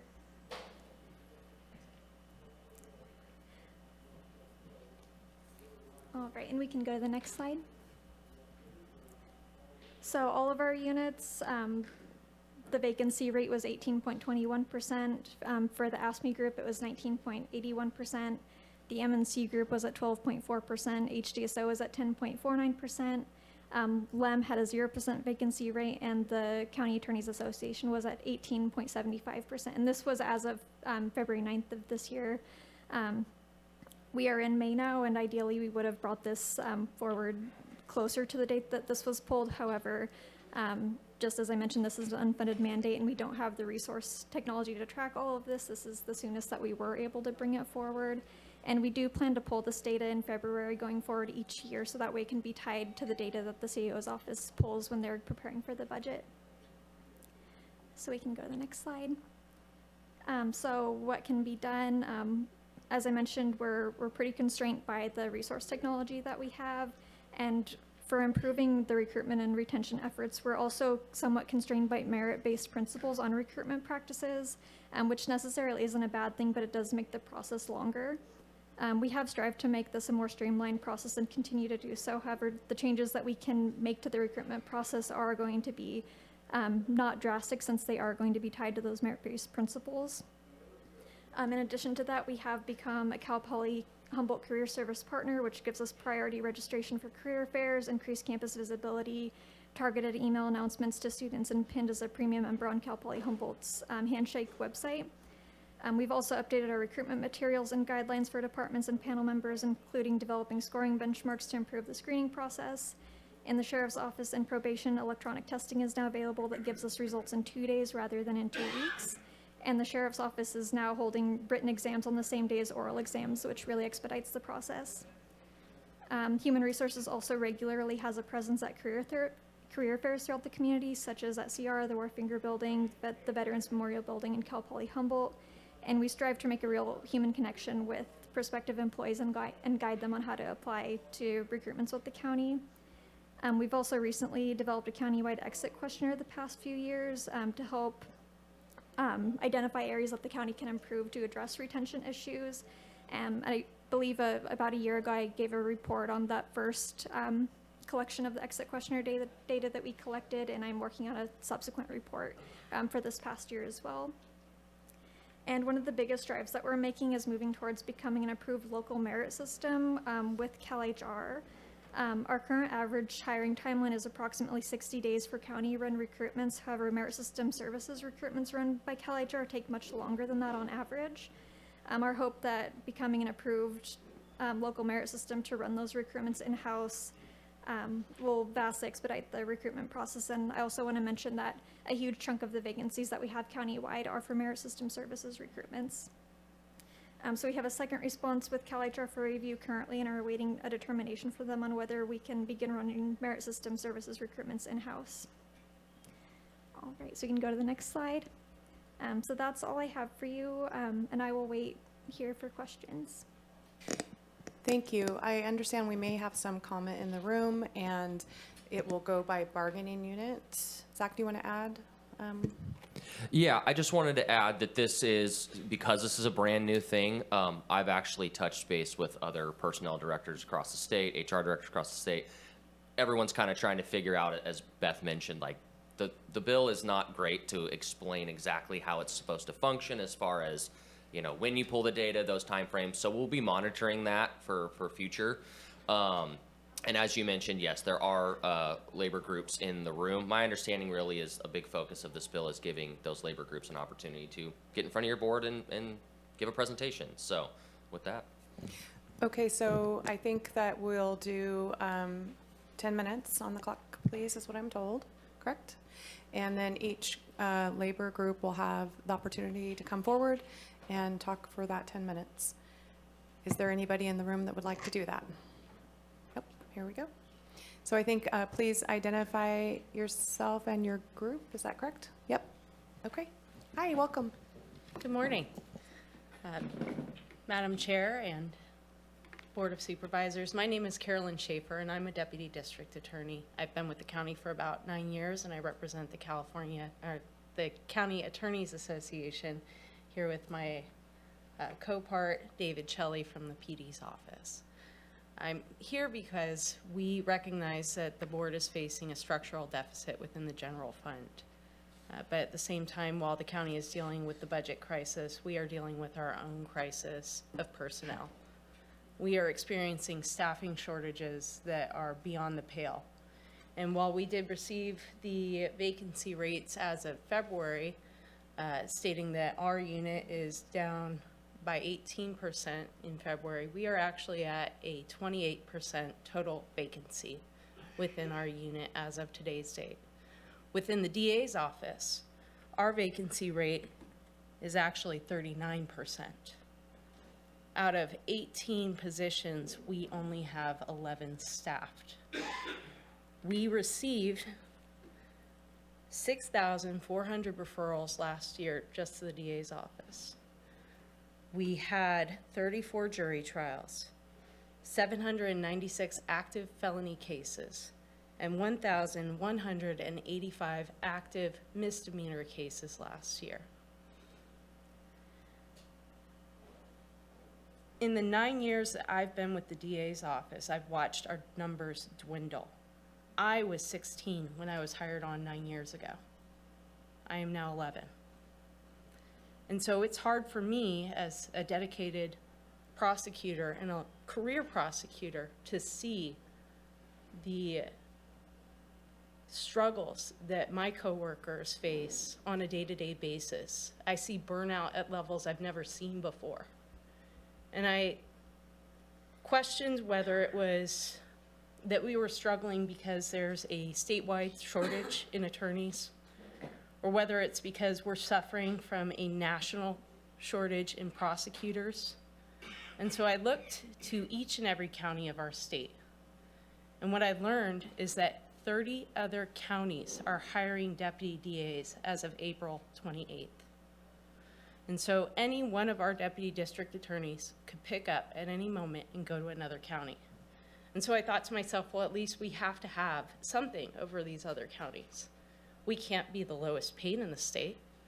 It couldn't be that we are the most overworked. That can't possibly be. But unfortunately, it is. We are the lowest paid in the state. Our starting salary is $30.84. Every county that touches our county pays better than we do, and not just by a little. Siskiyou County starts at $34. Del Norte County starts at $37. Trinity County starts at $42. Mendo starts at $40. And they all top out higher than we do as well. We are the lowest paid in the state. And so when we're competing with 30 other counties for recruitment, we don't stand a chance. We're not even on an equal playing field with our neighbors. And so do we expect our numbers to continue to dwindle? Or do we expect them to hold steady? We certainly can't expect them to grow. And where we are right now in terms of numbers, we are so low, we are in absolute crisis. And it's only going to get worse. And so we're asking this board for a 21% pay increase just to be on par with Del Norte County. We still won't meet the numbers that Mendocino has or Trinity, but at least we can compete, and at least we can convince people not to leave. And so I'll turn it over to my colleague here, Mr. Celli, to share with you his information from the public defender side of things, but I think this is the bare minimum that we need in order to survive. Thank you. Thank you, Ms. Schaefer. Good morning, and thank you for your time. Ms. Schaefer covered kind of the broad numbers, and so I'm not going to go over that. But I do want to talk broadly about the function of my office as it relates to the DA's office. We often talk about law enforcement as the public safety sector in this county. But what I want the board to understand is that the public safety environment is basically three links of a chain. It's law enforcement, and for your purposes, that's the sheriff's office. And then it's the district attorney's office, which receives all those arrests and decides what to prosecute and how to prosecute it. And then downstream from that comes the public defender's office and conflict counsel, which is our sister office. Without one of those functioning properly, you don't have effective public safety. You could fund the sheriff's office completely, and if you don't have a functioning district attorney's office that can handle those referrals and keep up with those cases and take them to jury trial, then they're never going to be prosecuted properly and the law is not going to be enforced properly. If you don't have defense attorneys who are able to handle the caseloads properly and give those clients the representation that our Constitution demands, then you also have a failure in that system.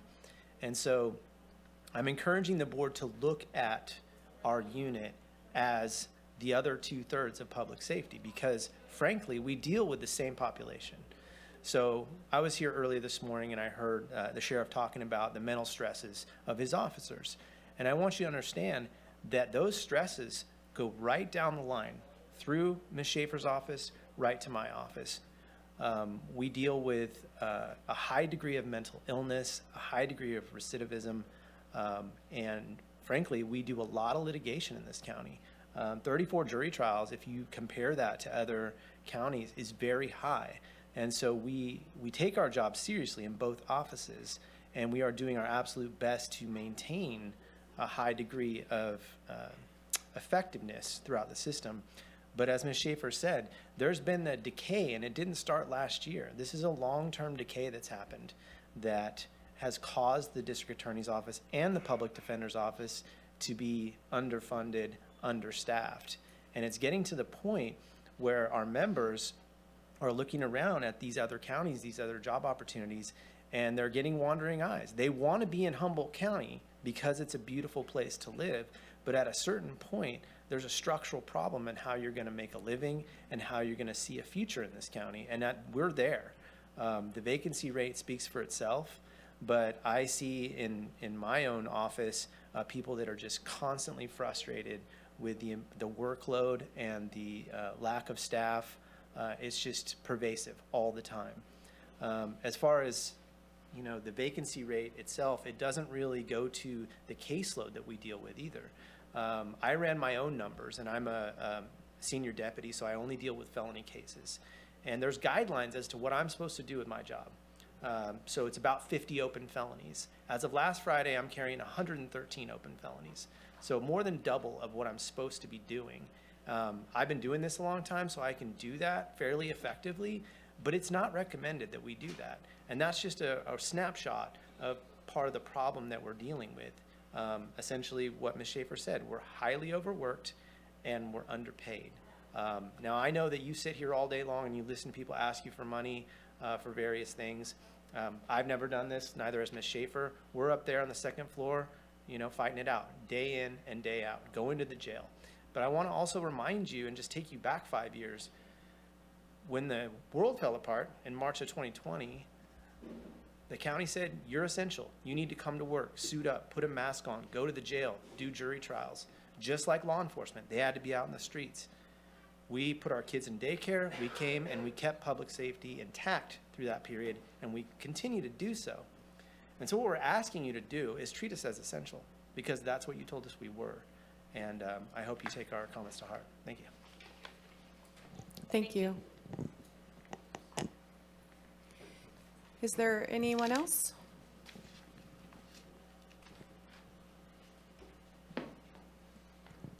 Hi. I've picked the right time now. Yeah. Please identify you and the bargaining unit, I think, or? My name is Hold- Erica hold- Dykehouse. I'm with AFSCME. Hold on 1 minute. We need to clarify whether or not it's public comment or is it a presentation from a particular bargaining unit. Are you doing a public comment or presentation? No, this relates to the presentation from payroll. And you're the Ask Me representative? I spoke, yes, I am. Okay. So you have 10 minutes. Okay. Thank you. My name is Erica Dykehouse. I'm a resident of Blue Lake, and I'm an AFSCME member. I'm here to comment again on the what was just discussed by the district attorneys as well. A similar issue for AFSCME and other bargaining units as well. If you look at the job postings, take a look at the county job postings by searching Humboldt County jobs at present. You can view open positions, the starting and top wages for the position, the job description, the length of time the position has been posted. Some of the positions for AFSCME is trying to address in the current MOU with the tool and uniform allowances are mechanics, for example. So if you take a look right now at equipment mechanic 1, I'm going to just drill down at one position so that you can get an idea of an example, much as the district attorneys did, just to take a look at what we're dealing with for AFSCME. So equipment mechanic 2, a promotional position for a mechanic, has been posted for more than 30 days. There are 2 vacancies. This position requires a Class B license, requires the employee provides their own uniforms and around $15,000 worth of their own specialized tools to start out. The most experienced mechanics retiring out now have possessed around $30,000 in tools, in larger heavy equipment tools purchased with their own funds. For this position, staff are compensated for this position, which is a promotional position, level 2. The starting pay is $22.41 per hour, ranging up to $28.76 an hour. We recognize the difficult position that the Board of Supervisors is in with the budget. County staff are struggling with their budgets as well. As the positions all around us outpace the wages within the county, staff recruitments of new staff and retention of dedicated current staff is difficult. The example position I'm reviewing with you required a significant time and financial investment by the candidate in some sort of trade school to have gained the necessary education and experience, a level of expertise in their field, a significant financial investment in the tools, which they would leave at the job site daily, and uniforms and safety equipment for a starting wage of $22.41. My first job was at McDonald's. They provided a robust on-the-job training, uniforms, safety equipment, all specialized equipment required for each job duty station, and all supplies. I was only required to purchase non-slip shoes and launder my uniform. I'd had practically no out-of-pocket expenses. Locally at McDonald's, according to Indeed today, an entry-level position at Eureka averages $21.84 an hour. Think of that and consider this. The shop rate for my oil change yesterday was $100 an hour, because that shop, that mechanic shop, is required to pay double minimum wage for staff who are required to have their own tools. So that's over $30 an hour for staff who are required to supply their own tools. Our staff start at $22.41 an hour and are required to supply their own tools. As a county nurse, I stand with my union brothers and sisters. Approval of increased tool and uniform allowances by staff or the Board of Supervisors is an important step towards fair and compensation for these essential workers, our union mechanics. I understand you have a very difficult, you're going to hear from other bargaining units as well. It is a difficult time. It's nearly impossible. There were 17 open public health nurse positions before the wage, the compensation evaluations about 7-8 years ago. And to this day now, when I ask nurses, I tell them about open positions within the county. They tell me, I can't afford to work for the county. I'd love to work for the county. I would love to do the work that you do over there. I can't afford to take that job. Thank you for your time and for the work that you do on behalf of Humboldt County. Thank you. Hi. I think, so are you? Just giving public comment. So we're not there yet. So is there any other bargaining unit that wishes to come forward and have their 10 minutes? No? Okay, seeing none, I will move on to the next item, which would be, or next thing, which would be board comments. Are there any board comments? No? Okay, I'll come back to Director O'Hannon. Anything you'd like to add before I go to public comment? I have nothing to add. Okay, so we'll go to public comment on the Zoom first. There is none on Zoom, Chair. Okay, thank you, and we'll go to public comment in the room. And you'll have 3 minutes. Good morning. My name is Roger Reese. You heard all the numbers about what's going on in the county attorneys union, and I just want to put some names to those. These are attorneys that have worked in our office and that have left to do the exact same work for a county that pays more money and has lesser caseload. We lost Luke Bernthal last year to go to El Dorado County. Emily Norgard left to go to El Dorado County. Alex Grodewald left to go to El Dorado County. Joel Buckingham left to go to San Benito County. Christopher Yee left to go to Riverside County. Jackie Pizzo left to go to Napa. Dave Christensen left to go to Yolo County. Jessica Acosta, David Mutri, Amanda Sardis, Kimberly Beatty, Brent Kling, Toby Hassler. These are all folks that worked here in our office, did great work for the county of Humboldt, people of the state of California, and they left because they don't make enough money to pay their student loans, to start families. And then you heard the numbers from Ms. Schaefer and Mr. Celli, and those are just some of the names. These are real people, these are taxpayers, these are people that would have loved to stay here in Humboldt County, but they just couldn't.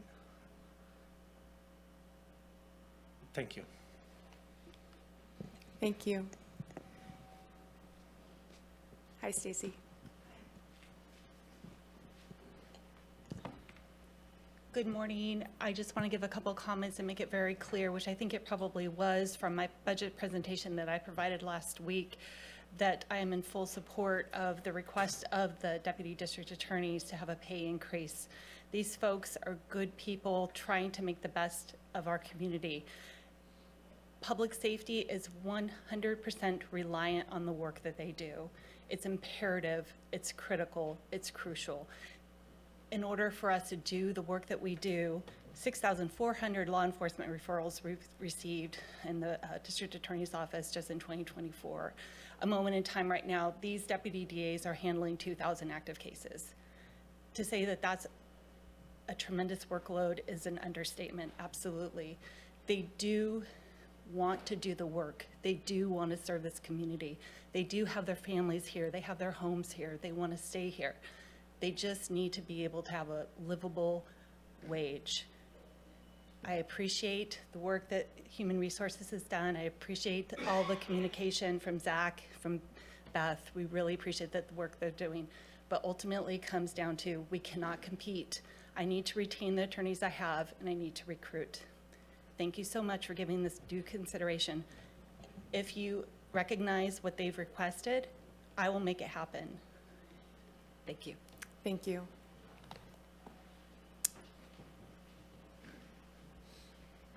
Good morning. Morning. My name is Ryan McClurg. I'm a deputy public defender. I came back to Humboldt County from El Dorado County and make a significant less salary here. I came back because my family and my wife's family is from here. But now I'm at a stage where I don't know if I can continue to stay here because I've been going into debt trying to work for the county. And not only am I going into debt, I'm working routinely 60 hours a week and can't even see my family. So I can't see my family and I'm in debt by working at the public defender's office. But I love Humboldt County and I want to continue to be here. So I hope that you really consider helping us stay. Thank you. Thank you.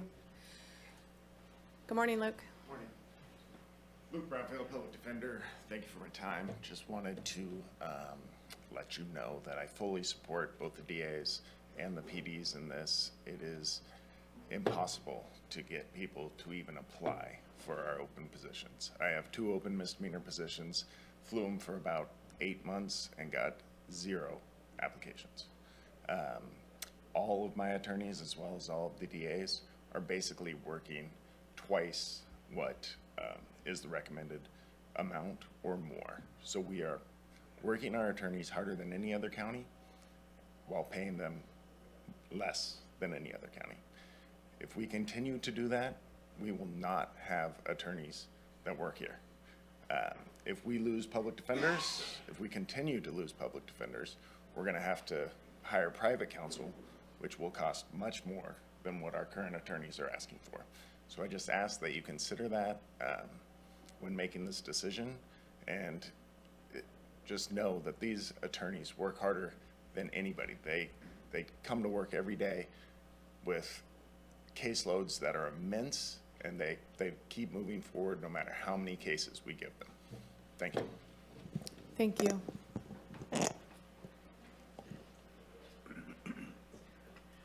I landed at ACV and I went in and I got a good hug from Virginia Bass, and she had a saying, there's only so much honey in the honey pot.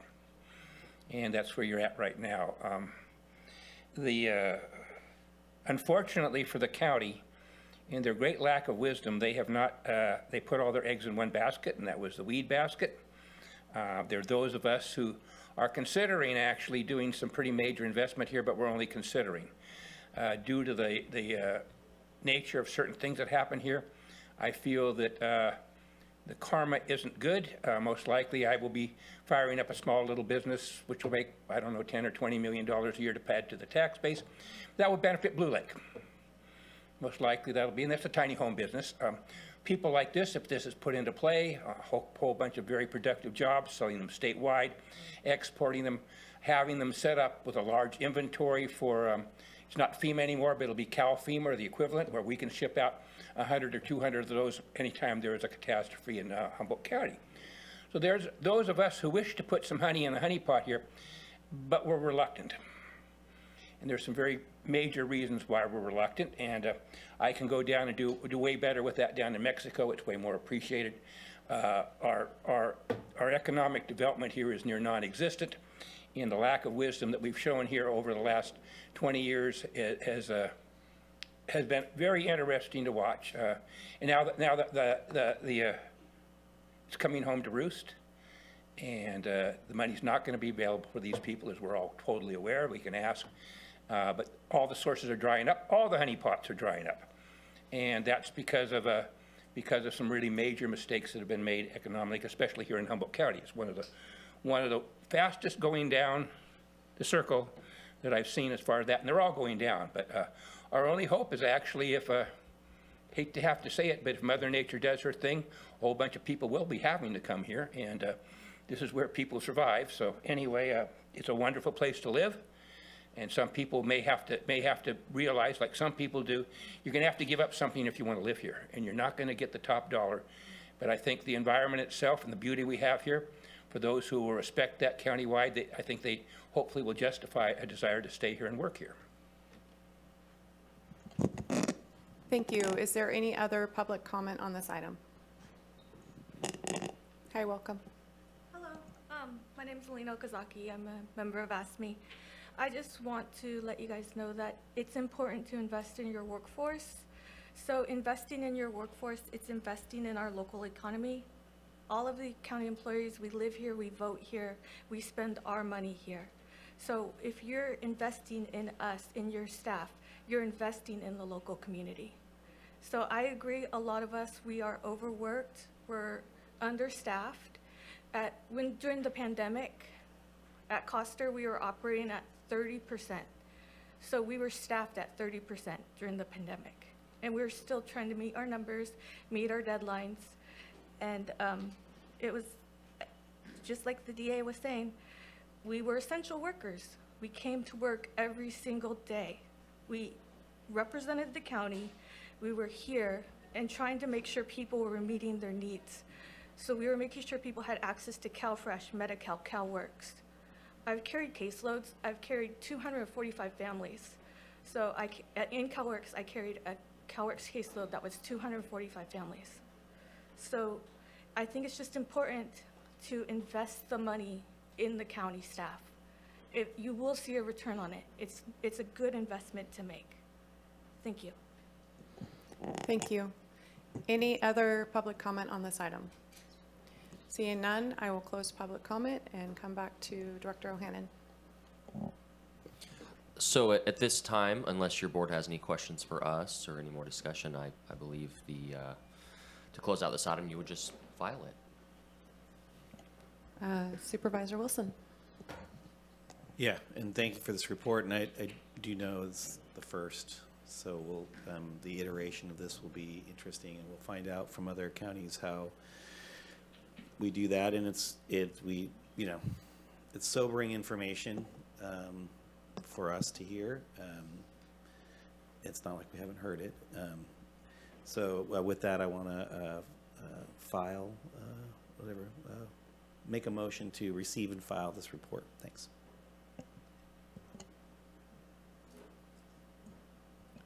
I'll second the motion. I have a comment when appropriate.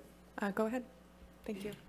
So I want to thank everybody for coming here today, and I think you can imagine that you're not telling us stuff we don't already know. So the issue isn't one of lack of respect. It's not one of understanding the incredible workloads that everybody in the county have in every department. Some a little worse than others, but it's drastic. But if you were sitting up here and you're trying to figure out how to fix this, I agree with the last speaker that, yeah, it's a good investment to invest in our employees, to invest in providing wages that allow people to stay here and not leave for other counties that pay a little better. All of that is true, and I know we really struggle with that. We understand that. The question is, as we approach a fiscal cliff that has been described to us in our budget process, we have been running through our reserve account. We have enough money left in our reserve account to cover maybe another year, maybe a year and a half. But there's no real bright spot on the horizon for property taxes or a lot of other kinds of things. Could we do better in supporting new industry for coming here? Yeah, probably could. We probably could try and figure out how to streamline some of the things we do with our regulations to increase investments in the county. That's certainly one of those areas that I know we struggle with, trying to figure out how to do that with all the regulations from the state, the federal government, and everybody else. But, you know, what we're trying to figure out is, what do we do about it? Because if we just spend money that we don't have, we put the county into massive debt at the tune of $15 million a year or something to try and maintain what we're currently doing, which is understaffed. How does that work? How do we just go into debt for $15 million in 1 year, 2 years, $30 million, 3 years, $45 million? How do we do that and be responsible to the community? I don't think we can. So what we're trying to figure out is, where do we cut costs? Is it in staff? I hope not. But we've got to try and figure that out. And so if you all have any suggestions on where we can save money and still provide services, still hold on to our staff and value them and not have them leave and go to other counties, please, we're all ears for that. One area I will say that has affected this county and many other counties over the last 5 years or so is online shopping. And I wrote an article about this in the Times-Standard. You know, we've heard this thing for a long time. Shop local, it matters because it creates jobs. But it also provides us with sales tax, because when people shop online, and we've all become kind of addicted to that, we don't get the sales tax that what we get when you buy local. And it might take a little more time to go down to the hardware store and order your products through that store, and it might cost a little bit more than online. But we don't get the benefit of the jobs. We don't get the benefit of the income from those sales taxes. So part of what we're seeing in county government in Humboldt is that the sales tax go to the location of the distribution center. Do you know how many distribution centers we have in Humboldt County? 0. 0. And so all of that sales tax from all this online shopping does not come to the county. That is a large revenue source that has depleted and decreased over the last 5 to 10 years. So I'm asking the public, I'm saying, hey, please help us here. You know, think about your shopping patterns and do what you can. I know some things are really hard to get anyway, except for online, but if we all just made a shift of half of our effort, think about that increase in taxes that might mean for Humboldt County and how that might actually support many of the things you're all asking for. So I see this as we're all in this together. The 5 of us can't figure this out on our own. We're just simply not that smart, nor are we have any money tree that we can just go take money from and put the county into debt for the next, 5, 10 years or longer. That's not a pretty picture either. So I know nobody wants to hear it, but frankly, that's one of the few ways that I think we can actually increase our revenues in the short term. It would have an immediate effect. Development can take, even if we approved it and helped make it happen, it can take 3, 4, 5 years before that income actually affects our budgets. Changing in patterns of shopping could affect us immediately, within a quarter or 2. So talk to your kids, talk to yourself, talk to your neighbors, and make the effort. Because if you want to see better wages and the rest of it, I don't know how else we're going to do it. Enough of my diatribe. I'm sorry, but I'm struggling with this, trying to figure out how we get there. So, and it's not personal. I'm not trying to say anything against anybody. We all make our choices, but where are we going to increase our revenue? Where are we going to decrease our expenses? It's not an easy thing, but I appreciate you all coming here today, sharing the numbers. It's not a pretty picture. Thank you. Are there any other comments from the board? Okay, I just want to say I hear you and feel the pain that the organization is having, especially with the DA and the public defenders. Your guys' workload's huge, and I'm glad you're here from Humboldt, that you love Humboldt County, and I hear that financially it's terrible, and so I just want to recognize that. We're going to go to a roll call vote, please. Thank you. Supervisor Madrone? Yes. Supervisor Arroyo? Yes, and thank you for your time today. Supervisor Wilson, Yep. Supervisor Bohn, Yep. Chair Bushnell. Yes, and thank you. Motion carries 5-0.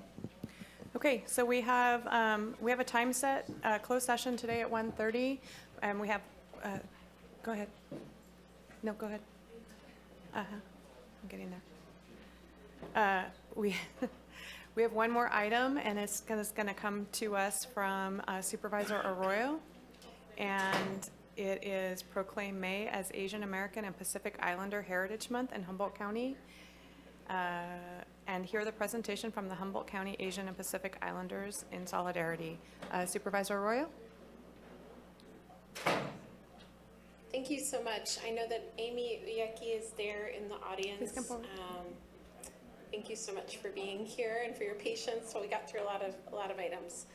So I'll go ahead and read the proclamation, and then I'll pass it to you for the presentation. So this is a proclamation for Asian and Pacific Islander Heritage Month. Whereas on May 1st, 2009, President Obama issued Presidential Proclamation 8369, proclaiming May as Asian American and Pacific Islander Heritage Month. And whereas Asian American and Pacific Islander Month is a month to celebrate and recognize the contributions of Asian Americans and Pacific Islanders to our nation as a whole and to Humboldt County's society, culture, and history. And whereas generations of Asian American and Pacific Islanders of all backgrounds have been inspirational examples of leaders and trailblazers and have a long history of making esteemed, significant cultural, economic, and community contributions across the United States, California, and in Humboldt County. And whereas Asian Americans and Pacific Islanders include a multitude of diverse ethnic and cultural backgrounds and comprise 3.5% of the population of Humboldt County, but represent a growing population with a long history in our region. And whereas Asian American and Pacific Islander Month is a month to celebrate and recognize the contributions of Asian Americans and Pacific Islanders to Humboldt County, American society, culture, and history. And whereas Asian American and Pacific Islanders consistently demonstrate resilience even in the face of increased hate events. And whereas several local Asian American and Pacific Islander-based organizations are leading work to make Humboldt County a better, more inclusive community and enrich the lived experience for all residents of the community. And whereas Humboldt Asians and Pacific Islanders in Solidarity, HAPI, have worked together to create beautiful and transformative community events such as the annual Eureka Chinatown Street Festival and the Bohn Festival in Arcata, have told the story of Chinese expulsion from Eureka and Japanese internment in California, provide a space for community building, family, and friendship, and are actively raising funds and support for the Eureka Chinatown Memorial to be built this year. Now therefore be it proclaimed that the Humboldt County Board of Supervisors hereby designate May 2025 as Asian American and Pacific Islander Heritage Month and recognize the significant contributions that members of this community have made to Humboldt County, California, and the United States. Thank you. Hi, good morning. You have a present, I think Kaylee has a slideshow, is that correct? We do. Okay. Oh, here we go. Here we go. Welcome. Can you hear me? Is this at the right angle? Yeah, you can adjust that, however, but we can't hear you. Okay, that's wonderful. Thank you very much, Supervisor Arroyo, and thank you to the Board of Supervisors for this opportunity to speak on behalf of HAPI. As you know, this is a nationwide proclamation of the month of May as AAPI month, and I'm representing only Humboldt Asians and Pacific Islanders in solidarity. You can do the next one. So many people wonder what AAPI is and why are we celebrating it, and the AA, as was stated before, is for Asian Americans, people who are coming from the largest continent that encompasses 30 countries. Pacific Islanders covers the whole Pacific, including 25,000 islands. So this is a large swath of people with very disparate cultures and experiences, also different histories than the United States. As Supervisor Arroyo stated, it comprises 3.5% of the Humboldt County population, which is very small. but growing. We're mighty. And there's a reason for those small percentages. Next. So Hoppy came together in 2021. Our mission is to build and empower our community by amplifying diverse voices and perspective for a more engaged and inclusive future. And I'm just going to share some of the activities that we've had in the 4 years of our existence. If you've come to Arcata in August, we'll be celebrating our fourth Bohn Humboldt, which is a celebration, a traditional celebration in Japan and in the United States of honoring your ancestors. And it's a very joyful event.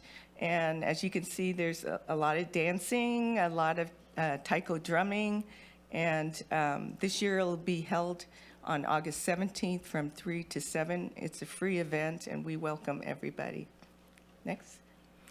This just happened. I hope that you were able to participate in the Eureka Chinatown Street Festival. This was our fourth event, and we were able to do a lot thanks to the Board of Supervisors and the City of Eureka for the Arts, Culture, Tourism Events Grant, which funded this festival. So we try to showcase all the different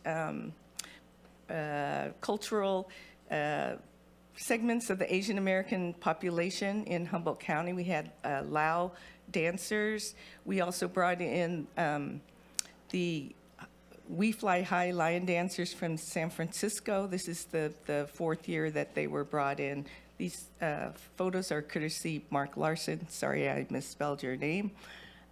So it's a very joyful event. Next.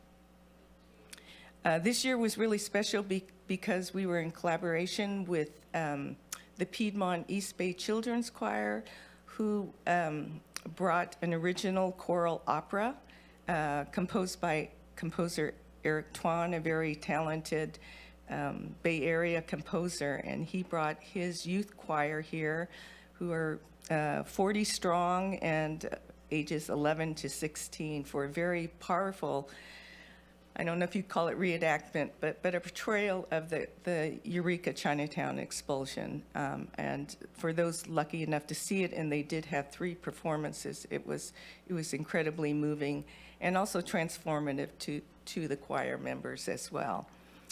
We had also represented Humboldt Lao dancers and the K-pop, hip-hop group performing. Next. And many of you have been witness to some wonderful Humboldt taiko performances, which came to existence when we first formed. This is before Hoppy, but we came together to put on a collaborative set of performances with San Jose Taiko. And so Humboldt Taiko was born with the sensei, Gary Roney, who's been leading ever since 2019. And they performed at the Friday night market, different festivals, fairs, for the schools, and for private events. And they're a lot of fun to watch and getting better all the time. Next. We're trying to reach out to more people under the Asian American PI umbrella. So we've had potlucks, communities, happy hours, or hoppy hours, to try and bring in new people together. The Mattakit tours we've done in conjunction with CR and Cal Poly to get new students to have a tour of the Bay. That's been extremely successful. And what prime component of our group is the Eureka Chinatown project, which was started under the hope that we would have a plaque in what was historic Chinatown. And since then, we've done a lot of projects. We're Dreammaker project of the Ink People, and Eureka Chinatown project is one of our initiatives. So you may have seen the mural, and the naming of Charlie Moon Way was a really important marker for our our project. And Hoppy and ECP have talked to a lot of local groups. And this is this is what has been in the works for probably 4 years now, and that is building a monument to commemorate the Chinese people in Humboldt County, and also celebrate the growing Asian American community here in Humboldt County, and especially Eureka. And this will be at the corner 1st and E, across from Dick Taylor, looking out to the wharf. And we're hoping we're almost there as far as fundraising is concerned. We're close to our goals, and we hope to have it done by the end of this year. We call it Asian American and Pacific Islander Heritage Month. Sherry's thrown in the History Month because really that's so much an important part of celebrating this culture, as knowing what we've done in the past. And so to that end, we've had numerous exhibits, pop-up exhibits, and we've created banners that talk about the incarceration camps. We have 10 of those that are available to schools and public entities. We also, you can see on the right there, we have 8 new banners that tell the story of the historic Chinatown and also the Chinese communities here in Humboldt County.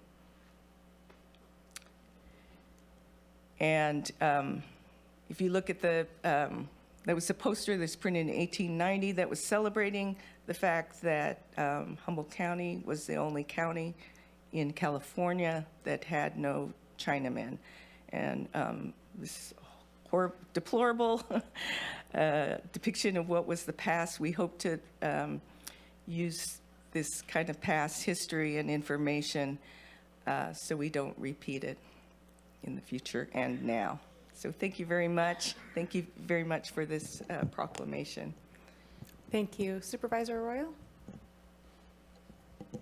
Thank you so much. I know Sherry Wu, who is also really active with the group, wasn't able to be here today. And so I know you're also a leader with the group, and thank you for doing the presentation. Could you say a little bit more about the Chinatown Memorial and the monument, I should say, and what the hopes are there, and when that's going to be moving forward? Thank you very much. I don't know if you could go back to a couple, because we have a rough drawing of what we're expecting it to be. This location was sort of serendipitous. We were originally thinking of... Oh, there. Yeah, there we go. I know you can't tell from the depiction where it is, because it's very, very vague, sort of purposefully, so because there's some elements that are still in transition. But when you think of the historic Chinatown, it's really at the sort of between 4th and 5th and E and F. But that was an area that was where there was a large large congregation of Chinese people living in a small amount of space. But there were businesses that extended way beyond that, and there were other areas of both Eureka, Arcata, all over the county, really, where other Chinese people lived. But this location overlooks the wharf where many people came and went, but also the warehouses were situated on First Ave, and that's First Street, and that's where the Chinese people, when they were in the process being expelled, they were housed in warehouses in the 24 hours before they were shipped out. So it's significant that way. On the corner of the Dick Taylor building, there was actually a wash house there. So, and there were other Chinese businesses around, so it's significant that way. The markers, you can see there's a set of 9 markers. They also have historical significance, and they they follow the growth and then the decline of the Chinese population and the Asian American population in Humboldt County. So you can see roughly they start around the 1860s, and they increased to what was around 5 to 10% of the population in 1885. And then there's a sudden drop off for 70 years when Chinese and Asian Americans were not welcome in Humboldt County until the mid-50s. And so then there is more of a growth, though right now it's about the same as it was at its height in the 1880s, but number-wise, it's a lot higher. But there's an aspirational aspect to the monument in that we expect it to grow a lot more. There's a moon gate that is a traditional Chinese architectural element, and it also there's, I guess, a pun for the Moon family, which was the Charlie Moon was one of the few Chinese men who was allowed to stay in Humboldt County, and his family has grown into represent almost all of the Native American groups here.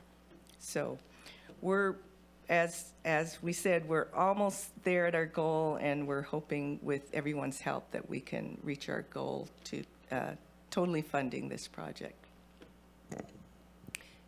Thank you. Supervisor Arroyo, do you want to add any more before I go out to public comment?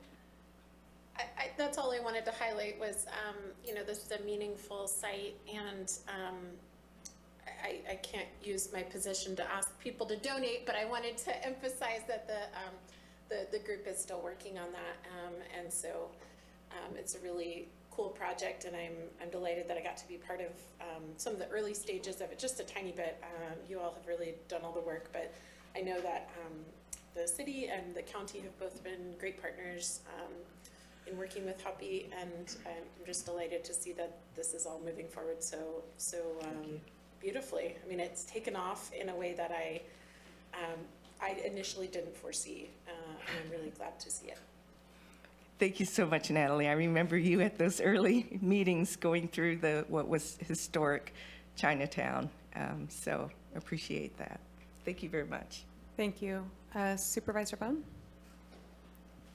I'm going to repeat a few things when we closed in memory of Ben Chin a few years ago. I have a picture of David and I at First Communion at 8 years old, and I remember going to his house and all the perch drying in the garage on the fishing lines, but he was always the consummate gentleman. But you understand, I think he was one of the first with Charlie Moon to be welcomed back, and what's amazing, what they put up with, and especially with Ben, you read about everything he put up with, but he was a World War II veteran.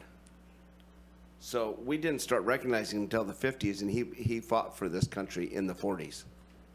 And it's a big testament to the man he was, and I was so fortunate as a child to have them live a couple blocks from my house and go all through school with his son, and then his son Don is still here. Mm-hmm. And pretty famous picture of him at a Giants game with his sign saying World War II vet, first chip. Mm. But he was a good man. His wife is who I still run into every once in a while. I call her the woman that never ages. And Mary is always so sweet when I see her and stuff. But those are the testament of, the people that we did wrongs to and came back and did more for us than we did for them, obviously. So I love the Chins. Thank you. Yes, they're wonderful contributing members of our community, and they're still here, and we're really proud that they're getting recognition finally. as they should, as they should. Thank you. Supervisor Madrone? Well, thank you so much for your presentation and for all the work that you're all doing. Thank you. I know it's widely known that there was the expulsion in the late 1800s, but didn't a lot of laborers end up working on the railroads and highways and other things, maybe not in Eureka, but in the Eel River Canyon and a lot of other places? There was a lot of history around all those things. And I'd love to learn more about that, to honor those people. I mean, that was a tremendous engineering feat that they accomplished long before bulldozers and everything else in 1906 when it was being built. And so they were there was expulsion, but then the laboring was still being utilized in lots of areas of the county, on the railroad in particular, which preceded before there was the big highway. There was old Redwood stage route, which became Avenue of the Giants and other things. But love to meet with you at some point and just learn more about what is known about that history. Thank you very much. And there are, I think the road, what's it called, the Wildcat Road, that was built by many Chinese laborers. There's so much of the city streets that were built by the Chinese laborers here, and so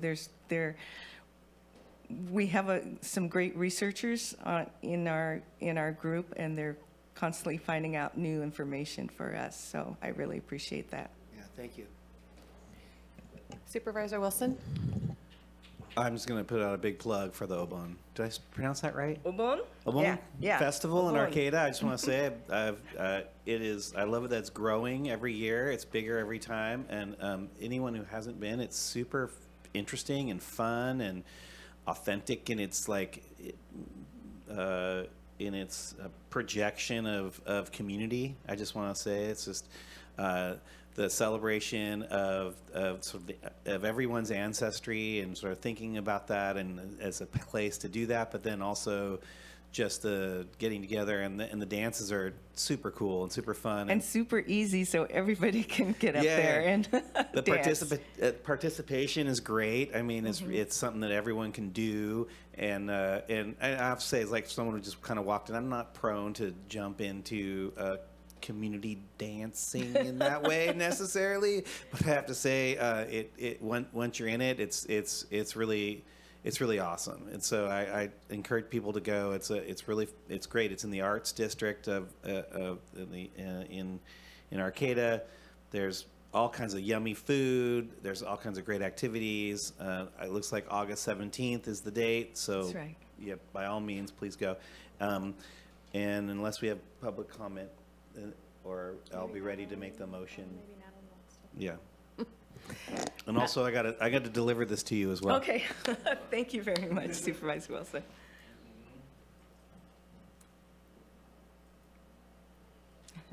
Here, look this way so I can get Okay, it. come over here. Okay, over here? Ready? No, right here. Okay.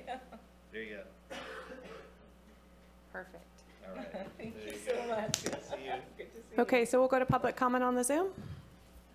There is none, Chair. Okay, and then we'll go to public comment in the room. Seeing none, I will close public comment. Natalie, do you want to make a motion? Thank you. I'll move that we proclaim May as Asian American and Pacific Islander Month and accept the report. And thank you so much again, Amy. Thank you, Natalie. Thank you all. Second. Okay, and we'll go to a roll call vote.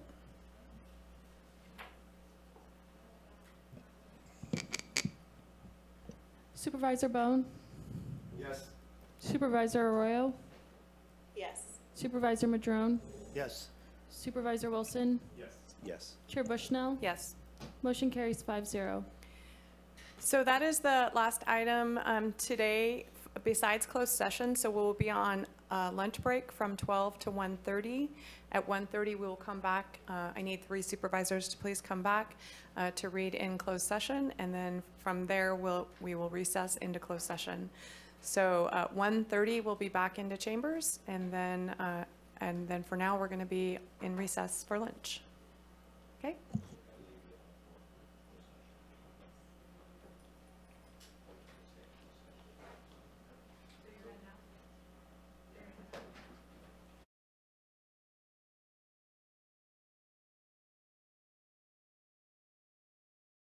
We're going to go to County Council for closed session. Thank you, Chair Bushnell. It is the intention of the board to meet in closed session pursuant to California Government Code Section 54957.6 in order to review the county's position and instruct its designated labor negotiators.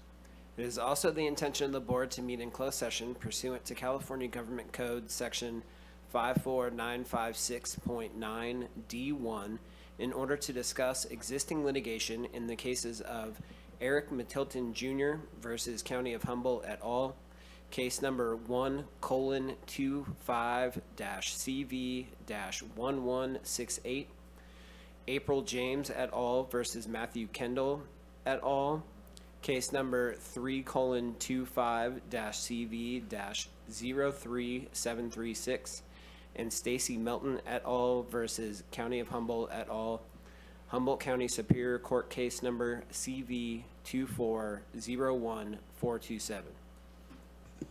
Thank you. We'll go to public comment on the Zoom. There is none. Okay, public comment in the room. None in the room. Closed public comment. How long do you anticipate?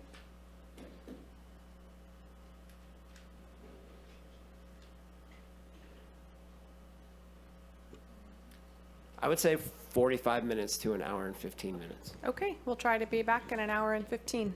Okay, we're going to recess to conference room A.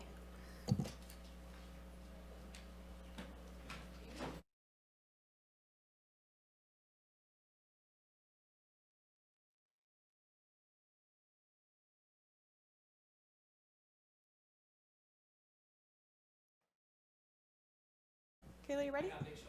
Okay. Okay, we're back at a closed session, and we'll go to county council for report out. Thank you, Chair Bushnell. There was no reportable action taken with regard to items G2, G3, and G5. With regard to item G4, the board voted 4-0 with Supervisor Bohn absent to authorize the Humboldt County Counsel's Office to defend the County of Humboldt in the case of April James et al. Versus Matthew Kendall et al. Case number 3:25-CV-03736. Thank you. We're adjourned. Just a reminder that there are no meetings for the next 2 weeks. Thank you.